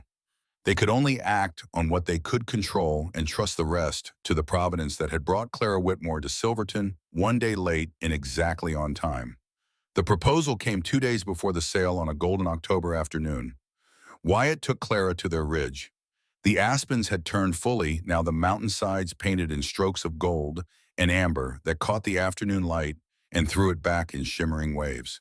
The ranch spread below them like a kingdom in miniature smoke curling from the kitchen chimney, where Silas was attempting Clara's stew recipe with results that would later prove optimistic. The rebuilt barn stood beside the original new timber, bright against weathered wood. The schoolhouse with its red door was visible near the main house, a small beacon of color in the vast landscape. Wyatt was nervous. Clara could tell because he kept adjusting his hat, a gesture she had learned to read weeks ago. It was the only break in his composure that he could not control a small human crack in the granite that she found endearing beyond measure. He helped her down from Belle and they stood facing each other with the mountains behind them and the whole of their world at their feet. Clara, he said, and the way he said her name, with a roughness that was not about his voice, but about what the word cost him to speak, told her everything that was coming. I want to ask you something, and I want you to know that whatever you answer, nothing between us changes. You will always have a home here. That is not conditional on anything. That is a very reassuring preamble to a question you have not asked yet. The ghost of a smile crossed his face. I have been practicing this for 3 days, and it was better in the barn. You practiced on the horses. Belle was supportive. The gelding seemed skeptical. Clara laughed, and the sound of it, bright and unguarded in the mountain air, seemed to give him the courage he needed. I want to build something with you, Wyatt said. Not just a ranch, though I want that too. A life, a family. I want to be the man who wakes up beside you every morning and falls asleep grateful every night. I want our children to grow up on this land and know they are loved. He took her hands. His palms were rough with healing burn scars from the night of the fire, and Clara felt every ridge and callus the map of a life lived in service to land and family, and an idea of duty that most men only talked about, and Wyatt Hawthorne simply did. Clara Whitmore, will you marry me? Not because you came west to be a bride, not because it is practical, not because the world says you should, but because I love you, because you are the finest and bravest person I have ever known. Because this ranch was a house before you came, and now it is a home, and I cannot imagine spending a single day of my future without you in it. Clara's tears fell freely. She let them. I love you, Wyatt, more than I knew was possible for one person to love another. She took a breath. And I need to tell you something before I say yes. She told him about the baby. She watched his face transform. The granite did not crack. It dissolved. What emerged beneath it was something Clara had never seen on Wyatt Hawthorne's features, a wonder so complete and so unguarded that it made him look 10 years younger, as if the weight of everything he carried had been lifted in a single moment by a truth he had not anticipated. A child, he whispered. Our child. I wanted you to ask me for me, Clara said. Not for the baby. That is why I waited to tell you. Wyatt pulled her into his arms. The first full embrace of their story, and Clara felt his heartbeat against her cheek, strong and rapid, the heart of a man who had spent 5 years behind walls and now stood in the open with nothing between himself and joy but the woman he held. Clara, he said, and his voice was thick with emotion, you magnificent, impossible woman. You thought I needed a reason beyond you. He tilted her chin up, his thumb gentle on her jaw. I would have asked you that first night on the porch in the thunderstorm if I had not been afraid you would think I was moving too fast. And under the gold and scarlet canopy of Colorado autumn, with the mountains as witnesses and the wind carrying the scent of the first distant snow, Wyatt kissed Clara. The kiss was gentle and sure and unhurried, the kiss of a man who had waited a long time and intended to take none of it for granted, and Clara understood at last what the word home truly meant. Not a place, not four walls and a roof, but this man, this moment, this certainty. They were married 2 days later in the small church in Silverton, and the ceremony was both a celebration and an act of defiance. Reverend Isaiah Cooper officiated with genuine warmth, his weathered face creased in a smile that suggested he found the workings of providence both mysterious and deeply satisfying. "The Lord moves in ways we cannot predict," he said. "Sometimes the delay of a train is the greatest blessing he can bestow." Maggie stood as Clara's witness, crying happy tears that she dabbed with a handkerchief embroidered with her late husband's initials. The past and the present and the future, all woven together in a square of white linen. Garrett, his arm finally free of the sling, stood for Wyatt and delivered a toast that had the entire church laughing through their tears. "My brother is the stubbornest man in Colorado territory," Garrett said, raising his glass. 14 years I have watched him run this ranch with a jaw set like a bear trap and a heart he kept locked in a box and buried in the yard. It figures that the only woman who could match him would arrive in a dust storm with a carpet bag and an attitude. To Clara, who taught us all that a home is not a building, but a feeling. And to Wyatt, who finally figured out that a man does not have to carry the world alone. Silas's wedding gift was the thing that broke Clara completely. He brought it out after the ceremony wrapped in a wool blanket, and when Clara folded back the fabric, she found a cradle. Cherry wood hand-carved, sanded to a finish so smooth it felt like silk beneath her fingers. Along the headboard, Silas had carved a pair of hawks in flight wings, spread soaring above a mountain ridge, and between them in letters so fine they might have been printed the words, "Built with our own hands." Clara looked at the cradle and then at Silas, and then she could not see anything at all because the tears were too thick and too fast. Wyatt put his arm around her, and his own eyes were suspiciously bright, and Garrett cleared his throat several times in rapid succession, and old Emmett Dawson blew his nose into a bandana with a sound like a small trumpet. The town turned out in force, not just for the free food and the excuse for celebration, though both were welcome in a frontier community where entertainment was scarce. They came because Clara's arrival and the events that followed had become Silverton's story. The mail-order bride who came for one man and found another. The woman who stood up in a church full of strangers and named the villain that everyone had been afraid to name. The family that refused to run when their barn burned. The wedding reception became an impromptu council of war ranchers gathering in quiet groups between bites of cake to discuss the land sale scheduled for the following morning. The mood was determined but anxious. Everyone knew what was at stake. Everyone knew that Victor Crane would be there with his Denver lawyer and his bottomless wallet and his hired gun standing behind him like a loaded weapon. The morning of the sale dawned cold and clear, the kind of crystalline autumn day that turned the Colorado sky into polished blue glass and made the mountains look close enough to touch. Clara dressed carefully, choosing the navy blue traveling dress she had worn the day she arrived in Silverton, the same dress that now bore the alterations Maggie had made to accommodate her changing figure. She pinned her mother's cameo at her throat, the same brooch she had worn when she stepped off the train into a dead man's town 3 months and a lifetime ago. Wyatt watched her from the doorway. "Whatever happens today," Clara said, meeting his eyes in the mirror, "we face it together." "Together," Wyatt confirmed, and the single word carried the weight of everything they had built.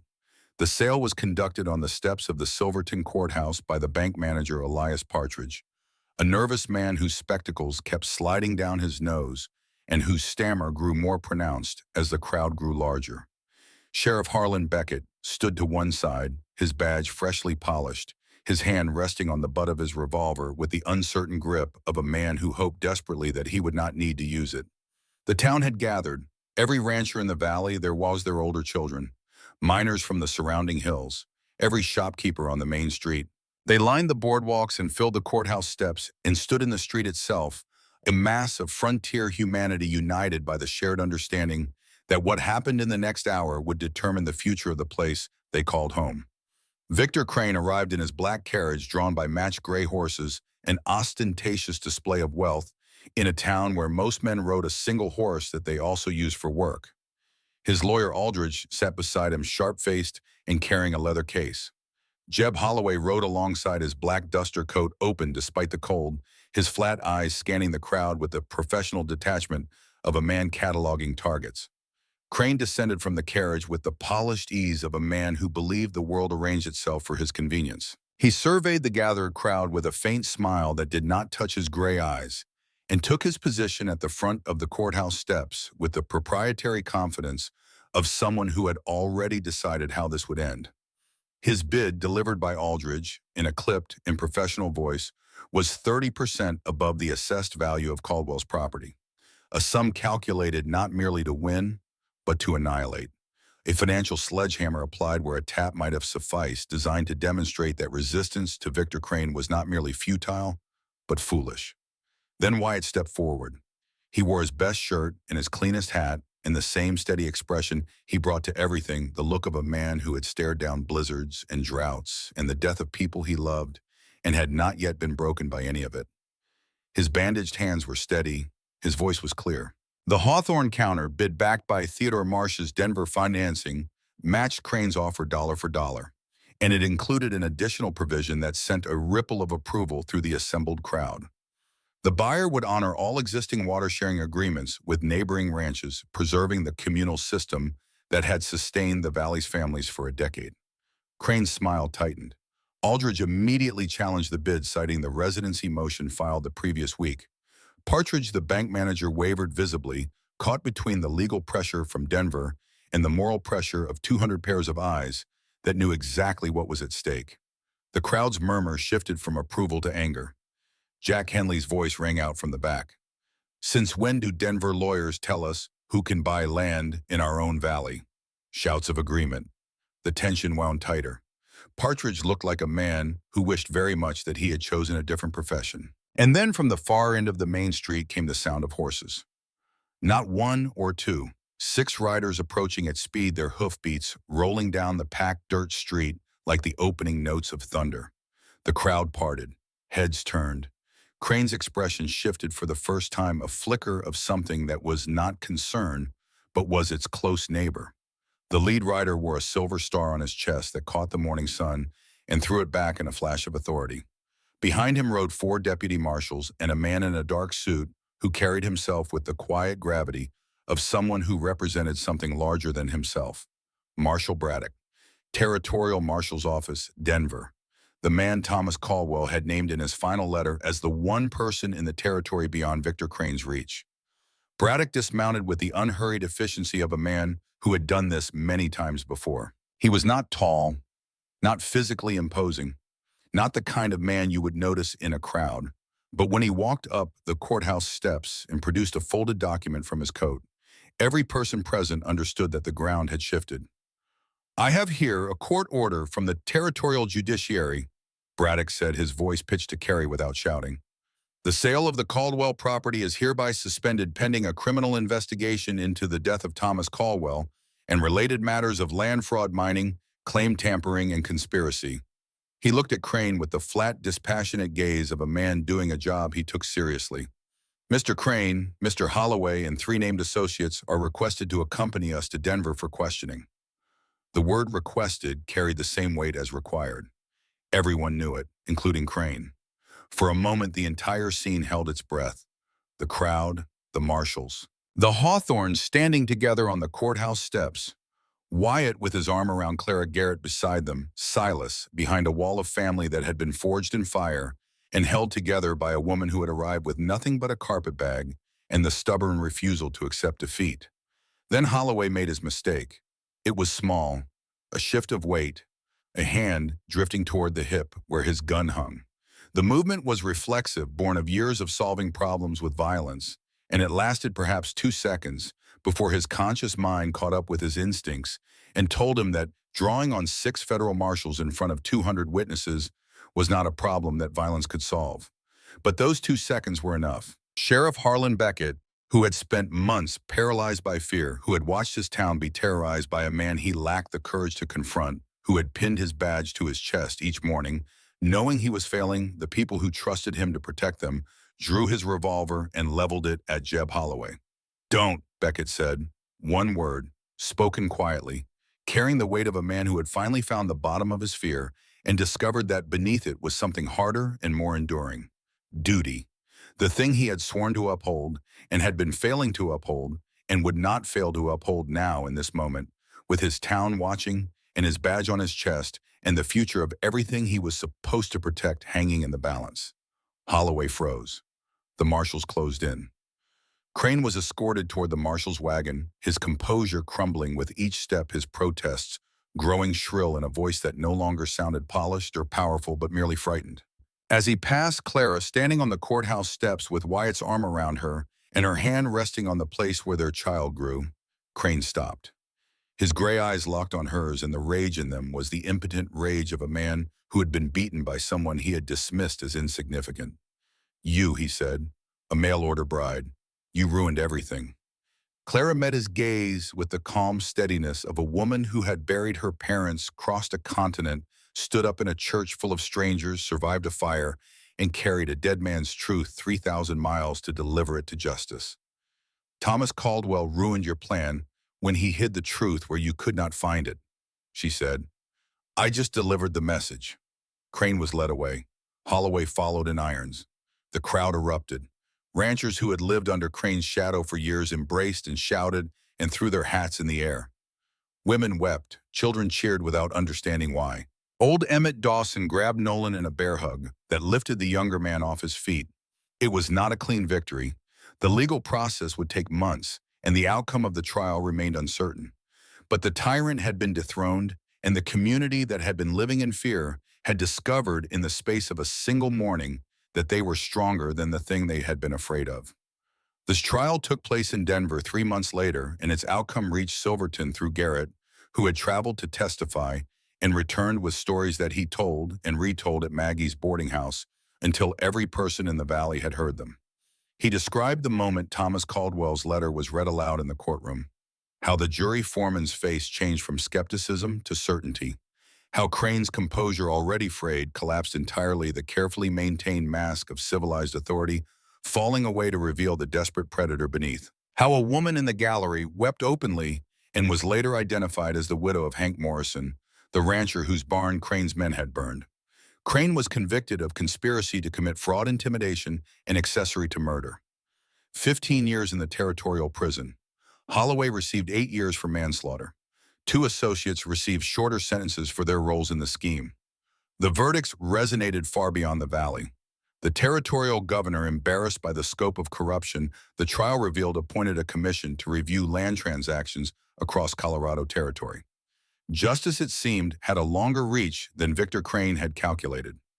Winter arrived, and with it the intimate joys and quiet revelations of Clara and Wyatt's first season as husband and wife. The snow sealed the mountain passes and isolated the ranch, and the world contracted to the size of a well-kept house on a gentle rise, smoke rising from its chimney lamplight, warm in its windows, and inside 2 people discovering the daily miracle of a shared life. Wyatt was different in winter. With the external threats neutralized and the land secured, the granite relaxed into something warmer, something that had been hidden beneath years of vigilance and was only now emerging into the light. He laughed more easily. He lingered in the kitchen in the mornings, drinking coffee and watching Clara cook with an expression of quiet contentment that transformed his face. He read aloud in the evenings, his deep voice filling the room with Tennyson and Mark Twain, and the sound of it reminded Clara so powerfully of her father reading Dickens in the Philadelphia row house that she sometimes had to turn away to compose herself. Clara continued teaching through the winter. 12 students now, their ponies stamping in the cold outside the schoolhouse, while inside the stove that Silas kept loaded each morning before dawn radiated heat, and the children bent over their slates with the focused determination of young minds discovering the power of written words. The schoolhouse with its bright red door became a source of pride for the entire valley, a symbol of what was possible when people chose to build rather than tear down. The brothers found their individual paths. Wyatt's walls remained down. He would never be a man of many words, but the words he gave Clara carried a weight that volumes could not match. "Good morning. How are you feeling? I love you." 3 phrases spoken daily with a sincerity that made each repetition feel like the first time. He still rose before dawn and worked until the light failed, but he came home at noon now, always crossing the yard with the long stride of a man who had somewhere good to be. Garrett channeled his charm into civic purpose. His testimony at the trial had awakened something in him, a passion for the machinery of justice and governance that surprised everyone except Clara, who had always suspected that beneath the jokes and the easy grin lay a man of serious convictions. When Silverton held its first proper election for a town council, Garrett won by a margin that embarrassed his opponents and delighted his family. He also began courting Catherine Marsh, the spirited, red-headed niece of the Denver banker, who had come to Silverton to teach school after Miss Perry's departure. Garrett insisted the connection to the banker was pure coincidence. Nobody in the family believed him, and Catherine herself found the denial amusing enough to repeat at every opportunity. Silas's path was the quietest and perhaps the most beautiful. His friendship with Clara had given him permission to be fully himself, and the man who emerged was both the ranch hand his brothers needed and the artist his mother had always known he was. He began selling his carved furniture through a dealer in Denver, where it was praised for craftsmanship that balanced frontier strength with a delicacy of detail that seemed almost impossible from hands so large and calloused. The income supplemented the ranch earnings, and the recognition gave Silas a confidence that showed in the way he carried himself straighter, more certain a man who had found the place where his abilities and his purpose intersected. He also began corresponding with a woman in San Francisco, a bookshop owner who had written to compliment the inlay work on a writing desk Silas had sold through the Denver dealer. Their letters grew longer with each exchange. By late winter, Silas mentioned casually at the supper table that he might ride west in the spring to visit a business associate. Garrett's grin stretched so wide it threatened to meet at the back of his head. Maggie and Nolan Dawson found each other in the way that people sometimes do not, through dramatic revelation, but through the steady accumulation of small moments. Nolan, emboldened by the general atmosphere of courage and new beginnings that seemed to have settled over the valley like weather, finally asked Maggie to dinner. She accepted with the brisk practicality of a woman who had been waiting for exactly this question and was glad it had finally arrived. Old Emmett, upon hearing the news, celebrated by getting drunk for the first time in 7 years, and Wyatt had to drive him home in the wagon while the old man sang Camptown races in a voice that frightened the horses and delighted nobody. Spring came. The snow retreated up the mountains like a white tide going out, revealing the green and gold of new grass beneath. The creek swelled with meltwater. The calves were born wobbling on new legs, their mothers lowing with the ancient patience of creatures performing a task they understood at the deepest level of their being.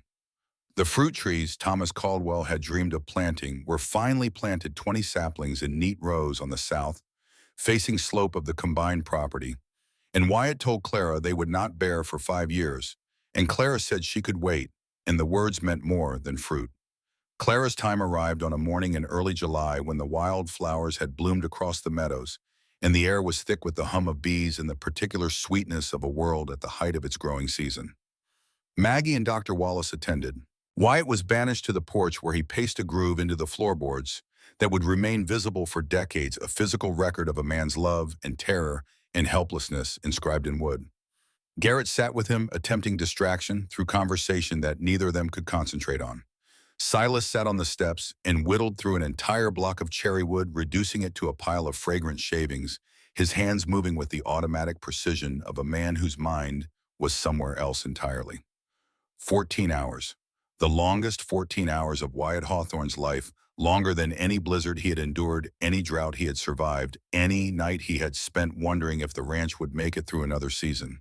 He heard Clara cry out twice, and each time he started for the door, and each time Garrett caught his arm and held him, and the effort of not going to her was the hardest thing Wyatt Hawthorne had ever done. Dawn broke over Hawk's Ridge in shades of rose and gold, and with it came a sound that stopped Wyatt's pacing and Garrett's talking and Silas's whittling and the breathing of every person on that porch.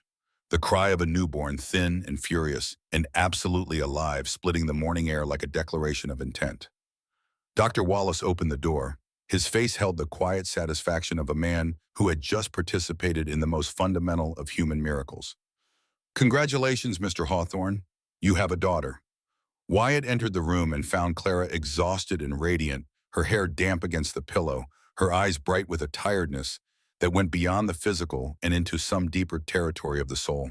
In her arms, wrapped in the blanket Maggie had sewn, lay a small and perfect being with a thatch of dark hair, and when she opened her eyes for the first time, her father's amber gaze looking back at him from a face no bigger than his fist. "She is perfect," Wyatt breathed, and the tears that tracked down his weathered face fell without shame or resistance. The tears of a man who had spent years believing that the best of his life was behind him and now understood with a certainty that went beyond thought into the bedrock of his being that it was only beginning. They named her Ruth Ellen Hawthorne. Ruth for the book of the Bible, where Thomas Caldwell had hidden his final letter, the story of a woman who traveled to a strange land and found her home there. Ellen for the woman Wyatt had loved and lost, whose memory deserved to live on in the next generation. The name carried the weight of the past and the promise of the future in 4 syllables, and when Reverend Cooper baptized her in the Silverton Church on a Sunday morning in August, the entire valley turned out to welcome her.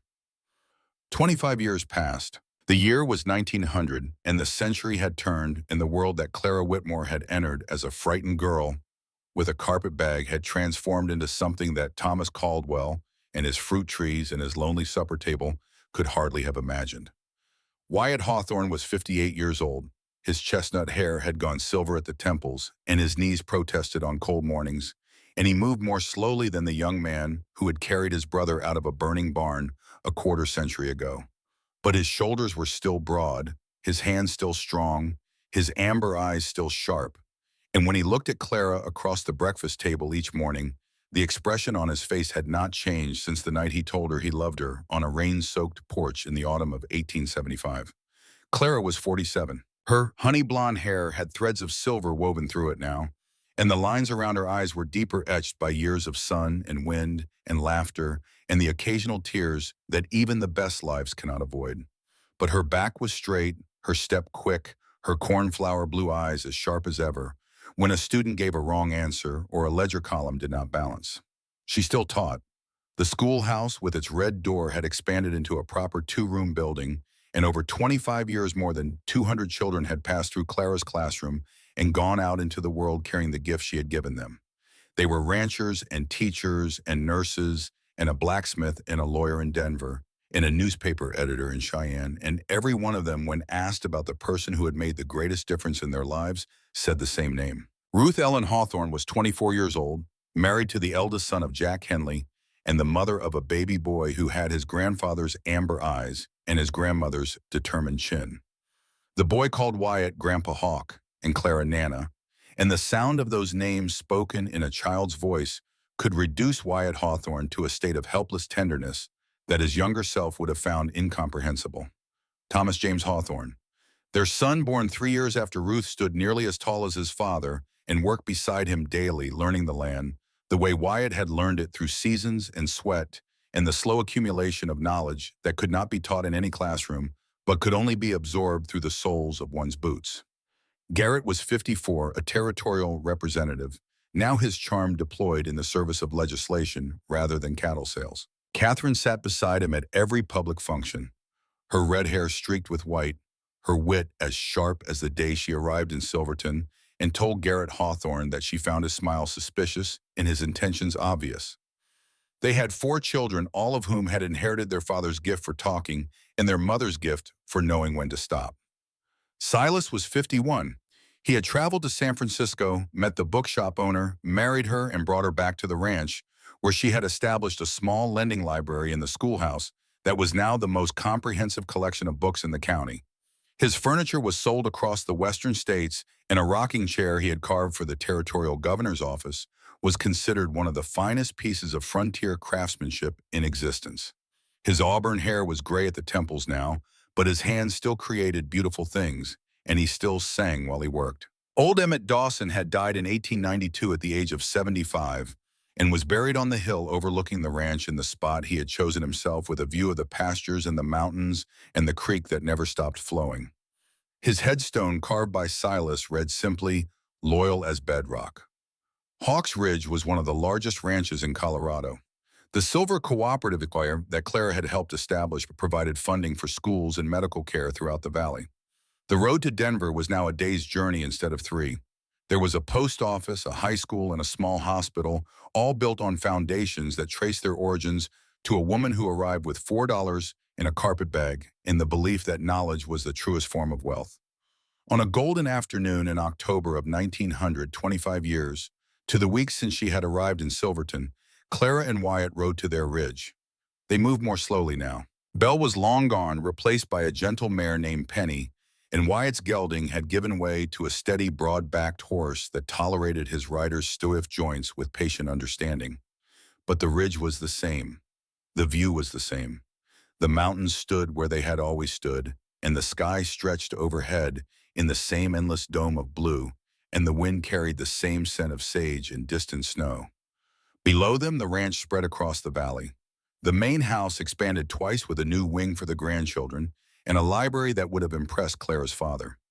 The barns painted red solid and square against the hillside. The schoolhouse with its red door smoke rising from the chimney as a young teacher trained by Clara prepared for tomorrow's lessons. Cattle grazing in pastures that stretched to the silver-bearing hills. And everywhere the evidence of lives being lived.